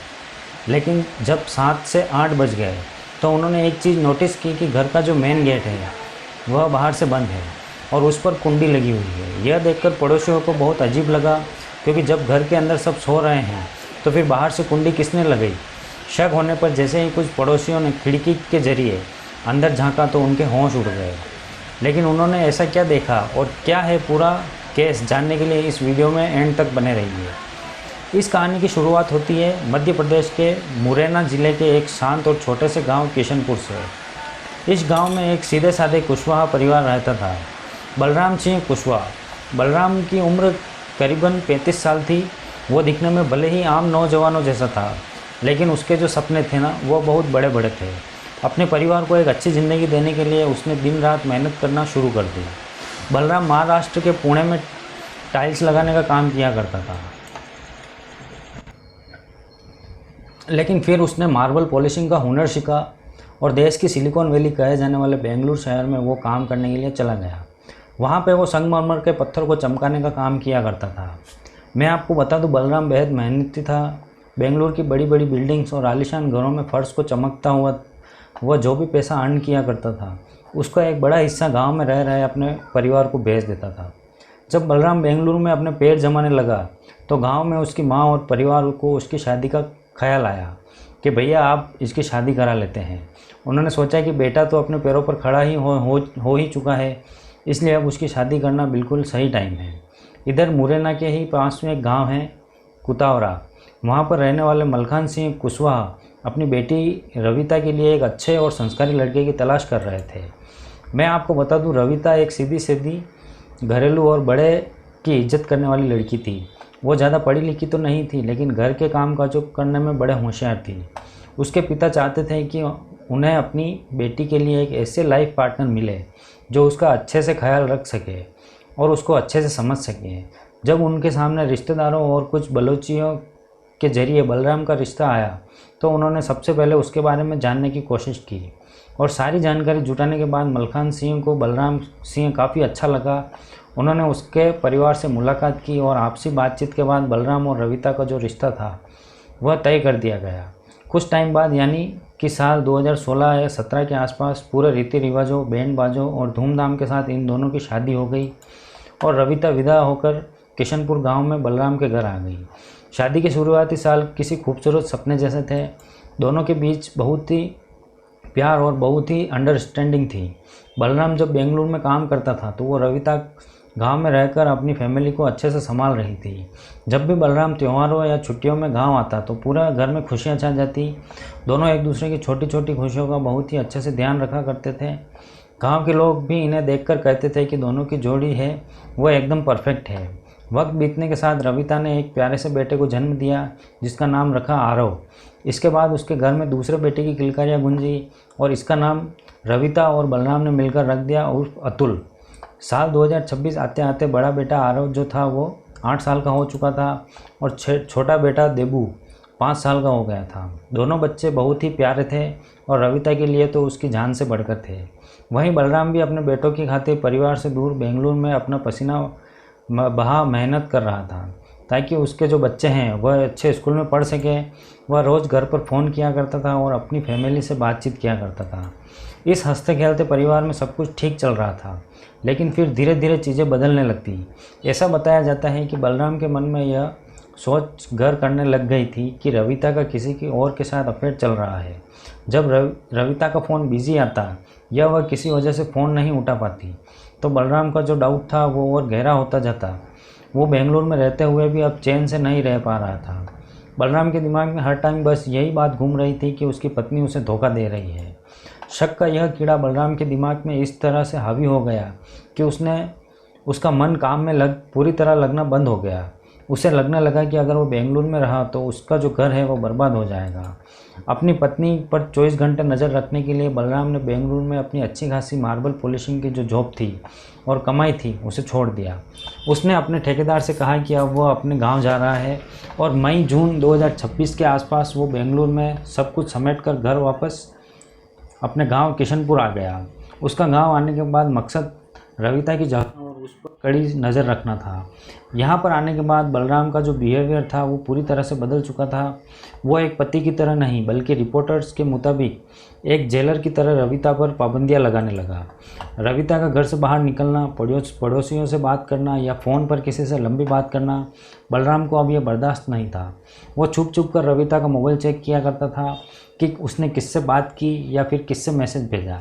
जब भी रविता घर से थोड़ी देर के लिए भी बाहर जाती तो बलराम उसके पीछे पीछे नज़र रखने के लिए पहुंच जाता। उसका यह बिहेवियर अब रविता के लिए एक टॉर्चर बन चुका था। उसे समझ में नहीं आ रहा था कि आखिर बलराम को क्या हुआ है, क्यों वो इतना डाउट कर रहा है। हालांकि कई बार रविता ने ऐसा नहीं कि उसे समझाने की कोशिश नहीं की। उसने बहुत कोशिश की कि वह 2 बच्चों की माँ है और उसकी ज़िंदगी में बलराम के सिवा और कोई नहीं है, लेकिन बलराम को उसकी बात पर ज़रा भी यकीन नहीं हुआ था। धीरे धीरे यह बात बलराम के बाकी घर वालों को भी पता चल गई। उन्होंने देखा कि वह बिना वजह रविता पर पाबंदियाँ लगा रहा है। यह देखकर बलराम की माँ ने उसे अकेले में बैठाकर समझाने की कोशिश करी और कहा कि वह रविता पर इस तरह का शक करना छोड़ दे, लेकिन बलराम ने किसी भी बात का कोई असर नहीं हुआ। उल्टा वह अपने ही घर वालों से चिढ़ने लगा। उसे लगने लगा कि रविता ने अपनी मीठी मीठी बातों में पूरे परिवार को अपनी तरफ कर लिया है और सब मिलकर मुझे धोखा दे रहे हैं। अब देखिए, जैसे जैसे दिन बीत रहे थे बलराम का शक कम होने के बजाय और गहरा और साथ ही और ज़्यादा वायलेंट होता जा रहा था। यहाँ से कहानी को ध्यान से सुनिए। इस दौरान दोनों पति पत्नियों के बीच कुछ ऐसा हुआ कि बचा कुचा प्यार भी लगभग खत्म हो गया। रिपोर्ट्स के मुताबिक एक दिन रविता का मोबाइल बज रहा था। उसके आने से पहले ही बलराम ने तुरंत फ़ोन उठा लिया और दूसरी तरफ किसी शख्स की आवाज़ सुनाई दी जो असल में रविता का कोई दूर का रिश्तेदार था। पर बलराम ने बिना कुछ पूछे ही उस शख्स को गालियां देना शुरू कर दी। अकॉर्डिंग टू रिपोर्ट, जब रविता ने अपने फ़ोन वापस मांगा और बलराम को रोकने की कोशिश की तो बलराम का गुस्सा 7वें आसमान पर पहुंच गया और उसने पूरी ताकत से रविता का मोबाइल ज़मीन पर दे मारा। उसके टुकड़े टुकड़े हो गए। सिर्फ यही नहीं, उस दिन बलराम ने गुस्से में चिल्लाते हुए कहा कि आज के बाद रविता इस घर में कभी भी किसी से बात नहीं करेगी। फ़ोन टूटने के साथ ही रविता का अपने मायके वालों से बातचीत करने का जो जरिया था, जो कनेक्शन था, वह ख़त्म हो गया और दोनों पति पत्नियों के बीच का रिश्ता अब पूरी तरह से टूट गया।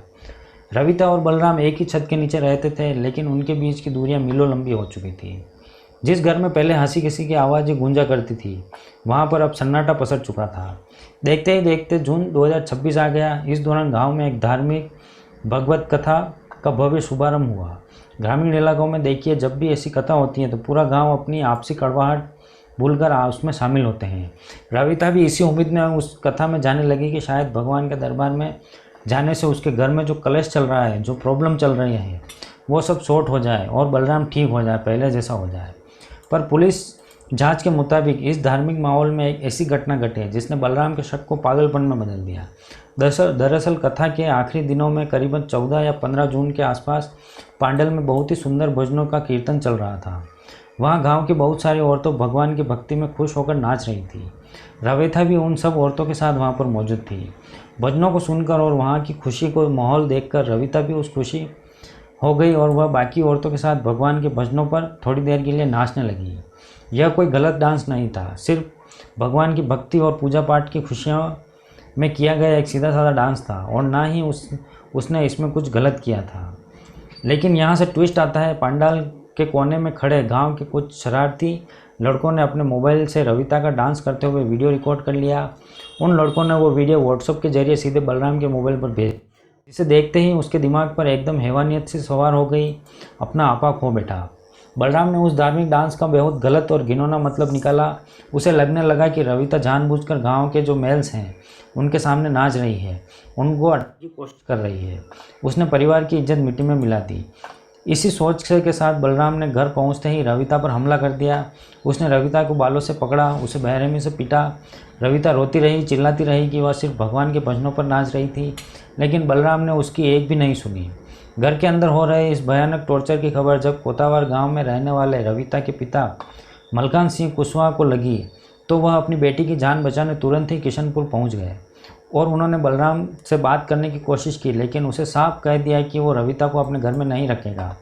जिसके बाद 17 जून 2026 को मलखान सिंह रविता और दोनों मासूम बच्चों को अपने साथ मायके लेकर आ गए ताकि यह जो मामला है यह आगे ना बढ़े और यह मामला यहीं पर शांत हो जाए।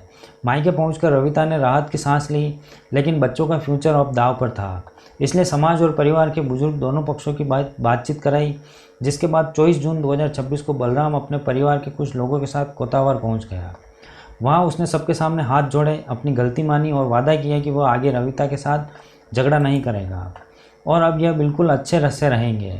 उसके वादे पर भरोसा करके रविता भी दोनों बच्चों के साथ वापस ससुराल आ गई। लेकिन मेरे ख्याल से यहाँ पर एक मिस्टेक हो गई।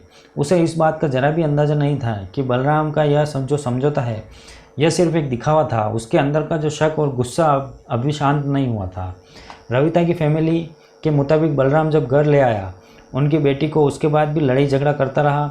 बलराम बार बार उसी डांस का वीडियो और अपने शक को लेकर रविता पर चिल्लाता रहा। वो रोते हुए अपनी बेगुनाही का कसम खा रही थी। एंड अकॉर्डिंग टू रिपोर्ट 26 जून की रात को भी दोनों के बीच इसी बात को लेकर फिर से लड़ाई झगड़ा हुआ जो काफ़ी देर तक चला। रविता ने जब देखा कि बलराम अब शांत नहीं हो रहा है तो अपने दोनों मासूम बेटों को लेकर बिस्तर पर लेट गई। रविता को लगा कि हमेशा की तरह सब कुछ नॉर्मल हो जाएगा। रात के करीब 12 से 2 बजे के बीच जब पूरा गांव सो रहा था तब बलराम की आंखों से नींद गायब थी, क्योंकि अब उसे कुछ बहुत बुरा होने वाला था। उसके दिमाग में इस कदर भूत सवार हो चुका था कि वह सही गलत का जो फ़र्क था वह भूल गया था। बलराम चुपचाप बिस्तर से उठा और उसने अपने घर के कोने में रखी एक तेज़धार कुल्हाड़ी अपने हाथ में उठा ली। उस कुल्हाड़ी से उसने सबसे पहले अपने बड़े बेटे आरव पर हमला किया। अपने छोटे बेटे देवू पर भी हमला किया, जिसके चलते वह भी नहीं रहा। बिस्तर पर हो रहे इस हलचल की वजह से रविता की अचानक आंख खुल गई और सामने का नज़ारा देखकर वो बिल्कुल दंग रह गई। उसने देखा कि उसका पति जो है कुल्हाड़ी लेकर खड़ा है। दोनों बच्चे बुरी तरह से इंजर्ड थे। रविता चिल्लाई और अपने बच्चों के लिए लड़ाई झगड़ा करने लगी। लेकिन बलराम का पागलपन सवार था, उसने रविता को नहीं सुनी और उस पर भी कई सारे वार कर डाले। कुछ ही मिनटों में रविता ने वहीं पर दम तोड़ दिया। यह हंसता खेलता परिवार हमेशा के लिए तबाह हो गया। बलराम को जब होश आया तो वो डर गया। डर के मारे वो कांपने लगा। उसे समझ में आ गया था कि उसने कितना बड़ा गुनाह किया। इसके लिए बलराम ने कमरे की लाइट बंद की और घर के मेन दरवाजे को बाहर से कुंडी लगाकर अंधेरे में ही भागते हुए गांव के पास के शिकारपुरी रेलवे फाटक पर पहुंच गया। वो पटरियों के पास छुपकर ट्रेन का इंतजार करने लगा। जैसे एक तेज़ रफ्तार ट्रेन सामने आती हुई दिखाई दी, उसने पटरी पर छलांग लगा दी और इसके चलते उसकी जान भी चली गई। अब 27 जून आ चुकी थी। आसपास के पड़ोसी सभी उठ चुके थे, लेकिन बलराम के घर के बाहर का अजीब सा सन्नाटा पसरा हुआ था। घर से ना तो कोई आवाज़ आ रही थी, ना कोई हलचल सुनाई दे रही थी। जब सुबह के 7 से 8 बज गए तो पड़ोसियों ने ध्यान दिया कि बलराम के घर का जो मेन गेट है उस पर बाहर से कुंडी लगी हुई है। पड़ोसियों को यह बात काफ़ी अजीब लगी, क्योंकि अगर घर के अंदर सब सो रहे हैं तो सोचिए बाहर से कुंडी किसने लगाई। शक होने पर पड़ोसी लोग आगे आते हैं और गांव वाले बलराम के घर के पास पहुंच जाते हैं। उन्होंने दरवाजे को खटखटाया, रविता और बलराम को आवाज़ें दी, लेकिन अंदर से कोई भी आवाज़ नहीं आई। कैसे आती? इसके बाद कुछ पड़ोसियों ने घर की दीवार के ऊपर से या खिड़कियों के रास्ते से कहीं से झाँक कर देखा और जैसे ही उनकी नज़र अंदर पड़ी तो सबके पैरों तले ज़मीन खिसक गई।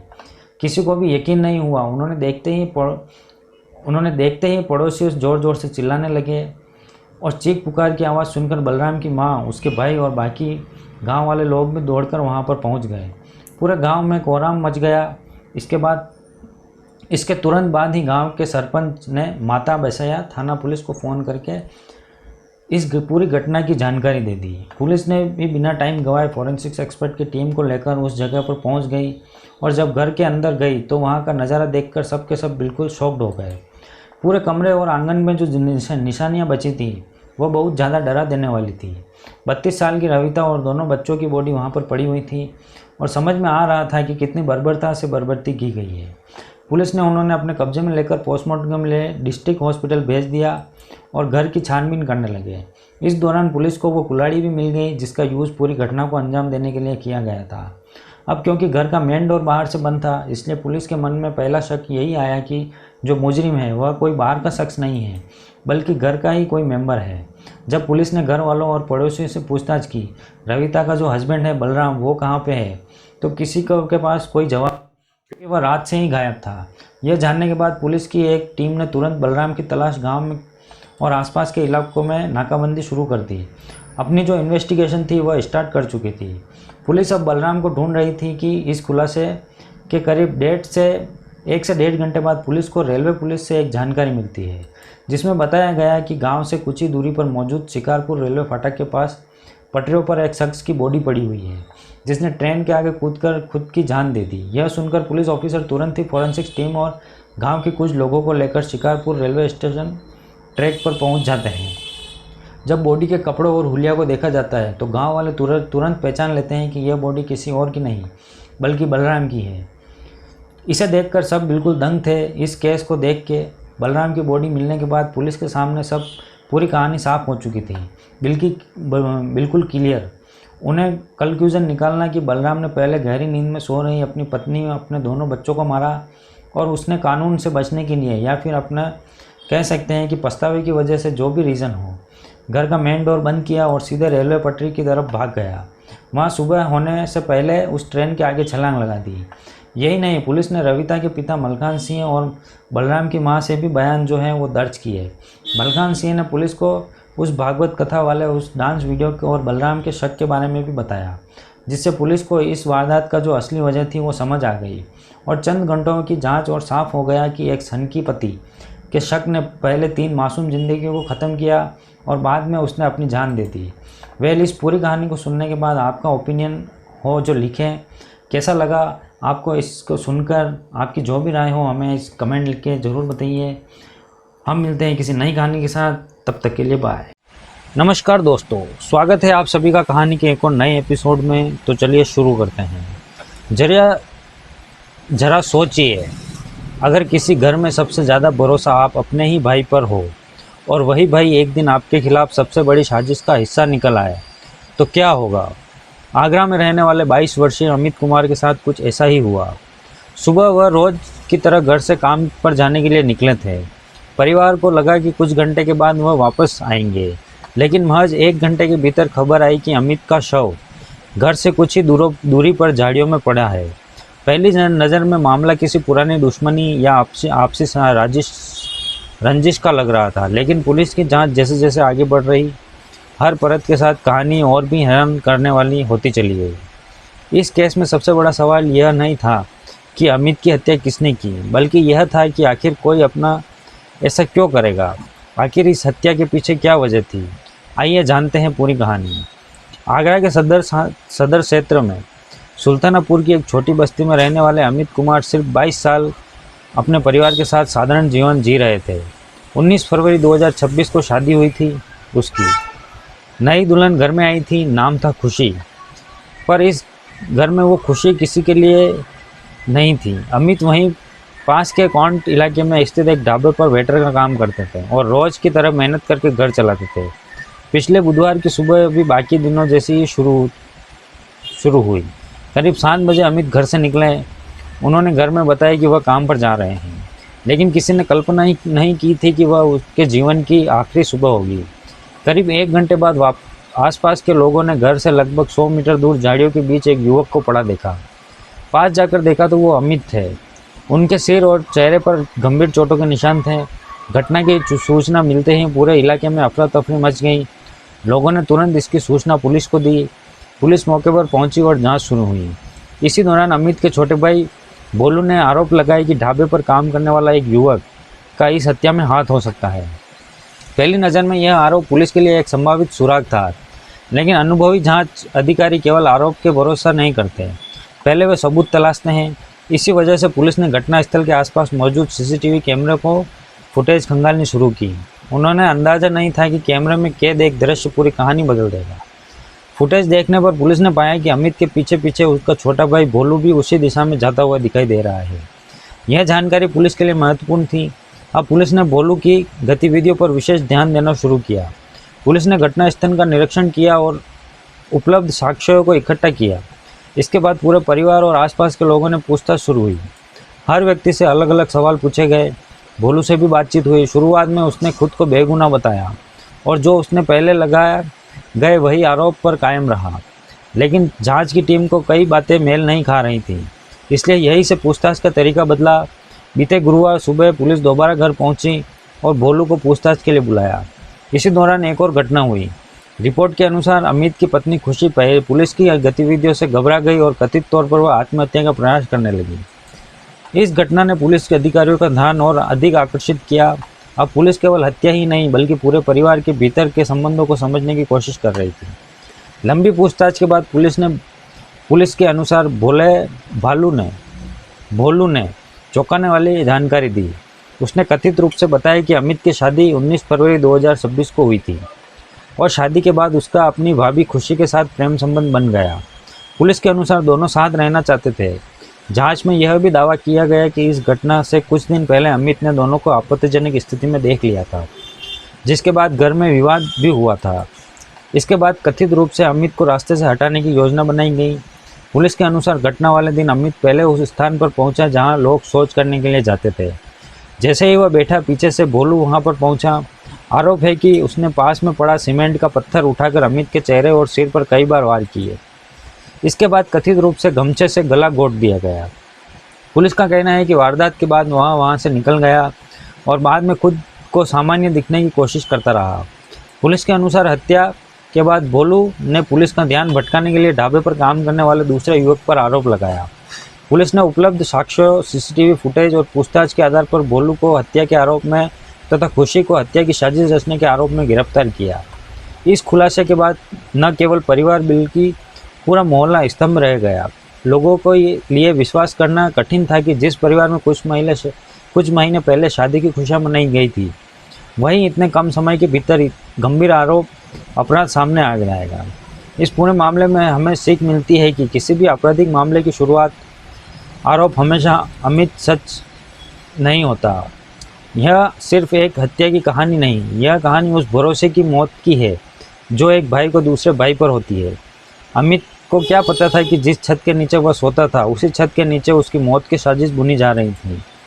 अभी उनकी उम्र 22 साल ही थी। अभी नई शादी हुई थी, अभी नई ज़िंदगी की शुरुआत हुई थी, लेकिन अपनों ने सब कुछ छीन लिया। दोस्तों, अगर ये कहानी दिल को छू गई तो वीडियो को लाइक और चैनल को सब्सक्राइब कर लीजिए। उन लोगों के साथ शेयर कीजिए जिन्हें लगता है कि अपने धोखा नहीं देते। कमेंट में बताओ भोलू और खुशी को क्या सज़ा मिलनी चाहिए। मिलते हैं फिर किसी नई कहानी के साथ। तब तक सतर्क रहे। धन्यवाद। नमस्कार दोस्तों, स्वागत है आप सभी का कहानी के एक और नए एपिसोड में। तो चलिए शुरू करते हैं। शादी का यह वीडियो देखिए। सब कुछ बड़ा नॉर्मल सा लग रहा है। एक शादीशुदा कपल अपनी ज़िंदगी की नई शुरुआत करने जा रहा है, लेकिन यह कोई नॉर्मल शादी नहीं है। अगर यह शादी ना होती तो एक खौफनाक मर्डर की साजिश का कभी पता नहीं चलता और कातिल बड़े आराम से बचकर निकल जाता। कातिल तक पहुंचने के लिए इस शादी का होना बहुत ज़रूरी था। मर्डर इन्वेस्टिगेशन के कई केस आपने देखे होंगे, लेकिन यकीन मानिए इस हत्या को इतनी शातिर चालाकी और खामोशी के साथ अंजाम दिया गया था कि अगर अपराधियों ने बस एक छोटी सी चूक न हुई होती तो शायद यह खौफनाक सच हमेशा के लिए ज़मीन के नीचे ही दफन रह जाता। हाल ही में कर्नाटक में हुआ यह केस चर्चा का विषय बना हुआ है। इस कहानी को समझने के लिए आपको पूरा वीडियो देखना होगा। तो चलिए देखते हैं इस खौफनाक केस की पूरी सच्चाई। यह कहानी शुरू होती है कर्नाटक के टुमकुर डिस्ट्रिक्ट से। यहीं पर हिबपुर थाना क्षेत्र के अंतर एक गांव लगता है, दासर अली। इस गांव में एक घर है जहां एक छोटा सा परिवार रहा करता था। इस घर में टोटल 4 सदस्य थे। घर के मुखिया थे 50 साल के परमेश, जो कंस्ट्रक्शन फील्ड में काम करते थे। शुरुआत में परमेश दिहाड़ी की मजदूरी करता था, लेकिन फिलहाल अब वह कॉन्ट्रैक्टर बन गया थे। इसके अलावा उनके घर में इसकी 48 वर्षीय पत्नी आशा और 2 बच्चे भी थे। घर के आर्थिक हालात इतने अच्छे नहीं थे, लेकिन जब से परमेश कॉन्ट्रैक्टर बने थे तब से आर्थिक हालत सुधरने लगे थे। 48 वर्षीय आशा भी एक कंपनी में जॉब करती थी। उस कंपनी में शादी ब्याह, बर्थडे पार्टी जैसे फंक्शन को मैनेज करने का और खाना बनाने का काम करती थी। इनके बीच भी अच्छे, पढ़ने में काफ़ी होशियार थे और अब यह अपनी स्टडी कर रहे थे। कुल मिलाकर सब कुछ सही चल रहा था। और फिर आया 29 फरवरी 2026 का दिन। हर दिन की तरह यह दिन भी एक आम दिन था। दोनों बच्चों को स्कूल छोड़ने के बाद पति पत्नी अपने काम पर चले जाते हैं। शाम को काम से आने के बाद सब एक साथ बैठकर खाना खाते हैं और कुछ देर बात करने के बाद सोने चले जाते हैं। परमेश कभी कभार अलग कमरे में सोते थे, जबकि आशा दूसरे कमरे में अपने बच्चों के साथ सोती थी। अगले दिन यानी 30 जनवरी को सुबह आशा उठती है, अपने घर के काम में लग जाती है। वह बच्चों को उठाती है और उनको स्कूल भेजने की तैयारी करने लगती है। इसी बीच उसे ध्यान आता है कि उसके पति परमेश अभी तक सोए हुए हैं। आमतौर पर वह इस समय तक उठ जाया करते हैं। थोड़ी देर बाद वह परमेश को आवाज़ देती है, लेकिन परमेश का कोई रिस्पॉन्ड नहीं करते। आखिरकार वह कमरे में जाकर परमेश को उठाने की कोशिश करती है, लेकिन काफ़ी कोशिश करने के बाद भी परमेश के शरीर में कोई हरकत नहीं होती। अब यह मंजर देखकर वह घबरा जाती है और उसकी सांसों को चेक करने लगती है। चेक करने पर पता चलता है कि परमेश की सांसें नहीं चल रही है। घबराई हुई आशा फ़ौरन डॉक्टर को बुलाती है। डॉक्टर आने के बाद परमेश को चेक करते हैं और उसे मृत घोषित कर देते हैं। अब परमेश की मौत की यह खबर सुनते ही पूरे घर में मातम छा जाता है और आशा के दोनों बच्चे रोने लगते हैं। उन्हें यकीन नहीं होता कि एक दिन पहले जो पिता अच्छे खासे थे वह सोते सोते इस दुनिया से चले गए। परिवार के साथ साथ जब आस पड़ोस के परमेश की मृत्यु की खबर मिलती है तो उन्हें भी इस बात पर यकीन नहीं होता कि एक अच्छा खासा इंसान अचानक दुनिया से कैसे चला गया। कुछ देर बाद आशा परमेश के परिवार वालों को भी इस दुखद घटना की जानकारी देती है। थोड़ी ही देर में परमेश का परिवार घर पहुंच जाता है और फिर सभी लोग परमेश की डेथ के बारे में बात करने लगते हैं। कुछ लोगों को लगता है कि शायद परमेश को हार्ट अटैक आया होगा, क्योंकि कई केसेस में पहले भी ऐसा हो चुका है जिसमें इंसान को सोते सोते हार्ट अटैक आ जाता है और फिर सभी हार्ट अटैक की इस थ्योरी पर राजी हो जाते हैं। खैर, उसके बाद परिवार वाले उस दिन परमेश के अंतिम संस्कार करने का फैसला करते हैं। परिवार वालों के दिमाग में एक ही बात थी कि परमेश के जाने के बाद आशा और बच्चों का क्या होगा। सबको लगता है कि शायद आशा के भाग्य में पति का सुख नहीं है और सब आशा की बदकिस्मती को दोष देने लगते हैं। दरअसल यह आशा की दूसरी शादी थी। तकरीबन 15 साल पहले जब परमेश बेंगलुरु में रहा करते थे और वह वहाँ पर ड्राइविंग का काम किया करते थे, उसी दौरान उसकी मुलाकात आशा से हुई थी। आशा, जो मूल रूप से मगधी ताल्लुक की रहने वाली है, उसकी पहले भी एक शादी हो चुकी थी और यह बेंगलुरु में अपने पति के साथ रहती थी। लेकिन शादी के कुछ साल बाद ही आशा के पति का स्वर्गवास हो गया, जिसके बाद वह अकेली हो गई और अपने खर्चे उठाने के लिए वो छोटा मोटा काम करने लगी। इसी दौरान उसकी मुलाकात परमेश से हुई। धीरे धीरे दोनों में जान पहचान बढ़ने लगी और दोनों एक दूसरे के करीब आए। आशा ने अपने पास्ट के बारे में परमेश को सब कुछ बता दिया था। परमेश जो आशा से बहुत प्यार करने लगा था, उसने सब कुछ जानते हुए भी आशा से शादी कर ली। लेकिन इस शादी से परमेश का परिवार खुश नहीं था। दूसरी तरफ आशा का परिवार भी इस शादी के पक्ष में नहीं था। लेकिन दोनों में इतना प्यार था कि उन्होंने परिवार की परवाह किए बिना अपनी अलग दुनिया बसाने का फैसला लिया। इसके बाद दोनों दशाली में आकर रहने लगे। परमेश ने कंस्ट्रक्शन साइट पर डेली बेसिस पर काम करना शुरू कर दिया। इस दौरान उनके 2 बच्चे हुए। घर का आर्थिक खर्चा बढ़ने लगा तो आशा ने भी काम करना शुरू कर दिया। धीरे धीरे आर्थिक हालत सुधारने लगे। लेकिन इसी बीच में परमेश शराब पीने लगा। हालांकि वह पहले भी शौकिया तौर पर शराब पीता था, लेकिन धीरे धीरे उसकी यह आदत काफ़ी बढ़ गई। लगभग रोज़ वही काफ़ी शराब पीने लगा था, जिसका असर उसकी सेहत पर और घर वालों पर भी होने लगा। परिवार वालों और आसपास के लोगों ने भी उसे काफ़ी समझाया कि शराब का इतना सेवन उसका और उसके परिवार के लिए ठीक नहीं। लेकिन परमेश को जब तक यह बात समझ में आती तब तक वह उसकी दुखद मृत्यु हो गई थी। इसी कारण जब परमेश की डेथ हुई तो लोगों को लगा कि शायद ज़्यादा शराब पीने की वजह से सोते सोते दिल का दौरा पड़ गया और उसकी डेथ हो गई। खैर, परमेश के अंतिम संस्कार होने के कुछ दिन बाद परमेश के रिश्तेदार भी वहाँ से चले गए और सब अपनी अपनी रोज़मर्रा की ज़िंदगी में बिजी हो गए। अब इसी कहानी में एंट्री होती है एक तीसरे कैरेक्टर चंद्रप्पा की। कहानी में वापस आने से पहले थोड़ा सा चंद्रप्पा के बारे में जान लेते हैं। चंद्रप्पा की शादी सरस्वती से हुई थी। इनकी शादी को करीब 8 साल हो चुके थे और वह अपनी पत्नी के साथ मारलवाड़ी में रहा करते थे। यह बात है 13 मई 2011 की। चंद्रप्पा काम पर गया हुआ था और सरस्वती घर पर थी। उनके घर के पास एक कुआं बना हुआ था जो कि कच्चा था, मतलब कुएं के चारों तरफ बाउंड्री वॉल नहीं थी। करीब दोपहर के समय सरस्वती का पैर कुएं के पास फिसलता है और वह उसमें गिर जाती है। शाम के समय लोगों को पता चलता है कि सरस्वती कुएं में गिर गई है।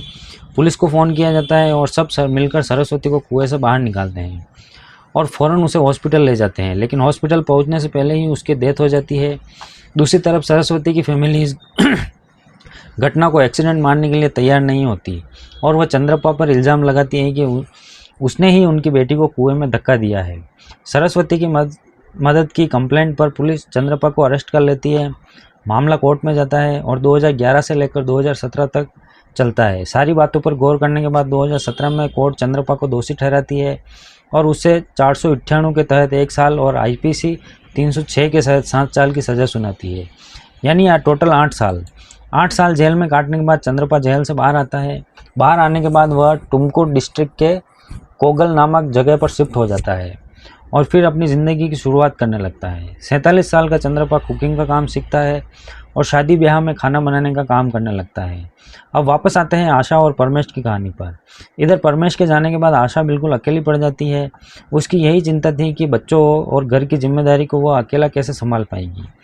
और फिर 21 या 22 फरवरी 2026 को, यानी परमेश के डेथ के ठीक 20 दिन बाद, परमेश की बड़ी बहन के मोबाइल पर एक वीडियो आता है जिसमें आशा दुल्हन बनी हुई नजर आती है और उसका दूल्हा कोई और नहीं बल्कि चंद्रप्पा था। अब यह वीडियो देखकर परमेश की बहन और बाकी लोगों को बड़ा अजीब सा लगता है कि परमेश को गए हुए सिर्फ 20 दिन ही नहीं हुए और आशा ने अब दूसरी शादी कर ली। वाकई यह बड़ी हैरान करने वाली बात थी। जहां नॉर्मली लोग जीवन साथी के जानने पर काफ़ी समय तक इस दुख से उबर नहीं पाते हैं और उन्हें स्थिति से उबरने में काफ़ी समय लग जाता है, लेकिन यहाँ तो सिर्फ 20 दिन बाद ही आशा ने हाथों में मेहंदी रचा ली। ऐसा लगता था जैसे वह यही वेट कर रही थी कि कब परमेश जाए और वह दूसरी शादी कर ले। जब परमेश की बहन आशा से इस शादी के बारे में बात करती है तो आशा बताती है कि वह बिल्कुल अकेली पड़ गई थी और उसने यह फैसला किया अपने बच्चों और अपने के लिए भलाई के लिए। दूसरी तरफ आस पड़ोस में भी इस बात की चर्चा हो रही थी कि क्योंकि किसी के लिए भी इस बात को पचा पाना मुश्किल था कि कोई भी इस इंसान इतना जल्दी सब कुछ भुलाकर दूसरी शादी कैसे कर सकता है। इधर परमेश की बहन को आशा की इस हरकत पर उसे शक होने लगा और वह सोचती है कि कहीं परमेश की अचानक मृत्यु और इसकी शादी का कोई आपस में कनेक्शन तो नहीं। दूसरी तरफ आशा परमेश के परिवार वालों को इग्नोर करने लगती है। अब इन सब बातों की वजह से आखिरकार 24 फरवरी को परमेश की बहन कुछ लोगों को लेकर हेबुर पुलिस स्टेशन पहुंचती है और आशा के खिलाफ कंप्लेंट फाइल करती है और पुलिस को बताती है कि उसे शक है कि उसके भाई परमेश की मौत नेचुरल नहीं है और इसके पीछे ज़रूर कोई साजिश है, इसलिए वह दोबारा इस केस की जांच करवाना चाहती है। सारी बातें सुनकर पुलिस को भी लगता है कि इस केस में कुछ ना कुछ गड़बड़ है और मौत के इतने जल्दी बाद शादी करना कहीं ना कहीं उनके दिमाग में भी शक पैदा कर देता है। लेकिन परेशानी यह थी कि परमेश का तो अंतिम संस्कार हो चुका था और उन्हें दफन किया जा चुका था। आखिरकार पुलिस कोर्ट जाती है और मजिस्ट्रेट से शव को बाहर निकालने की परमिशन लेती है और फिर 26 जनवरी को पुलिस पूरे लाव लश्कर के साथ उस जगह पहुंच जाती है जहां परमेश को दफनाया जाता है। बॉडी को बाहर निकाला जाता है और उसे फॉरेंसिक जांच के लिए हॉस्पिटल भेज दिया जाता है। पोस्टमार्टम रिपोर्ट आने के बाद डेथ की पूरी थ्योरी ही पलट जाती है। रिपोर्ट से पता चलता है कि परमेश को हार्ट अटैक की कोई प्रॉब्लम नहीं थी और ना ही उसकी मौत दिल का दौरा पड़ने से हुई थी, बल्कि परमेश की मौत का दम घुटने की वजह से हुई थी। यानी किसी ने तकिया या फिर किसी और चीज़ से उसका दम घोटा था। अब यह जानकारी मिलते ही पुलिस अपनी तहकीकात शुरू करती है और आशा और चंद्रपाल के कॉल डिटेल निकलवाती है। कॉल डिटेल चेक करने पर पुलिस को पता चलता है कि आशा और चंद्रपाल काफ़ी समय से एक दूसरे के टच में थे। दोनों की परमेश की मौत से पहले और उसके बाद काफ़ी बातचीत होती थी, यानी दोनों का लंबे समय से अफेयर चल रहा था। पुलिस बिना देर किए दोनों को अरेस्ट करती है और पूछताछ करती है, लेकिन दोनों ही परमेश की हत्या से इनकार कर देते हैं और कहते हैं कि उन्हें नहीं पता कि परमेश की मौत की असल वजह क्या है। हालांकि यह बात मान लेते हैं कि उनका काफ़ी समय से अफेयर चल रहा था, पर परमेश की मौत का उनमें कोई हाथ नहीं है। इसके बाद पुलिस दोनों को अलग अलग पूछताछ करती है और इस बार आशा पुलिस के सवालों में घिर जाती है और कबूल कर लेती है कि उन दोनों ने ही मिलकर परमेश की जान ली। आशा बताती है कि करीब 1.5 साल पहले उसने शादियों में काम करना शुरू किया था। वहीं उसकी मुलाकात चंद्रपा से हुई थी। चंद्रपा वहाँ हलवाई का काम करता था। धीरे धीरे दोनों में नज़दीक आ गए और दोनों में अफेयर शुरू हो गया। इस अफेयर की वजह से आशा परमेश और बच्चों के से दूर होने लगी। अब आशा के इस बिहेवियर से कुछ दिनों बाद परमेश को भी इस अफेयर की भनक लग गई।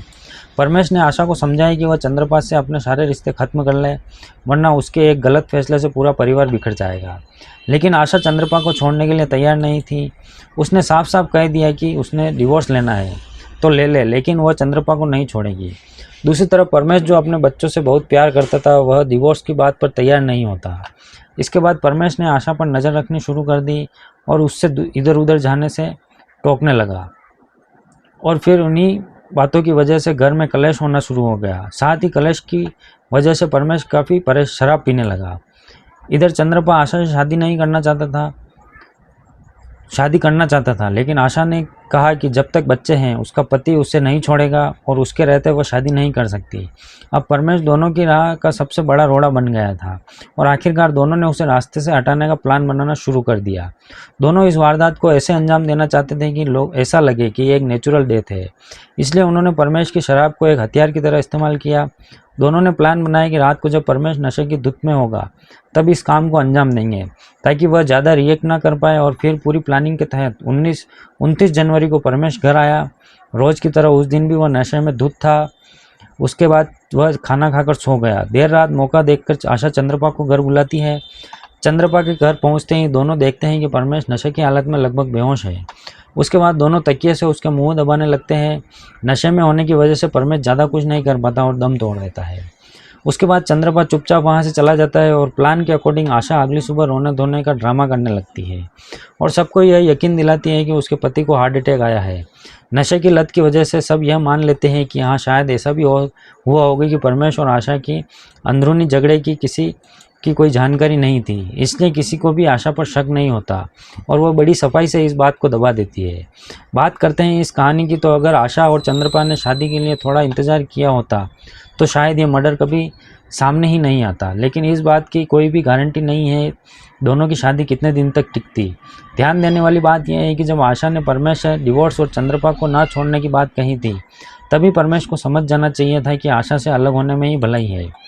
लेकिन अपने बच्चों के फ्यूचर के खातिर वह आशा को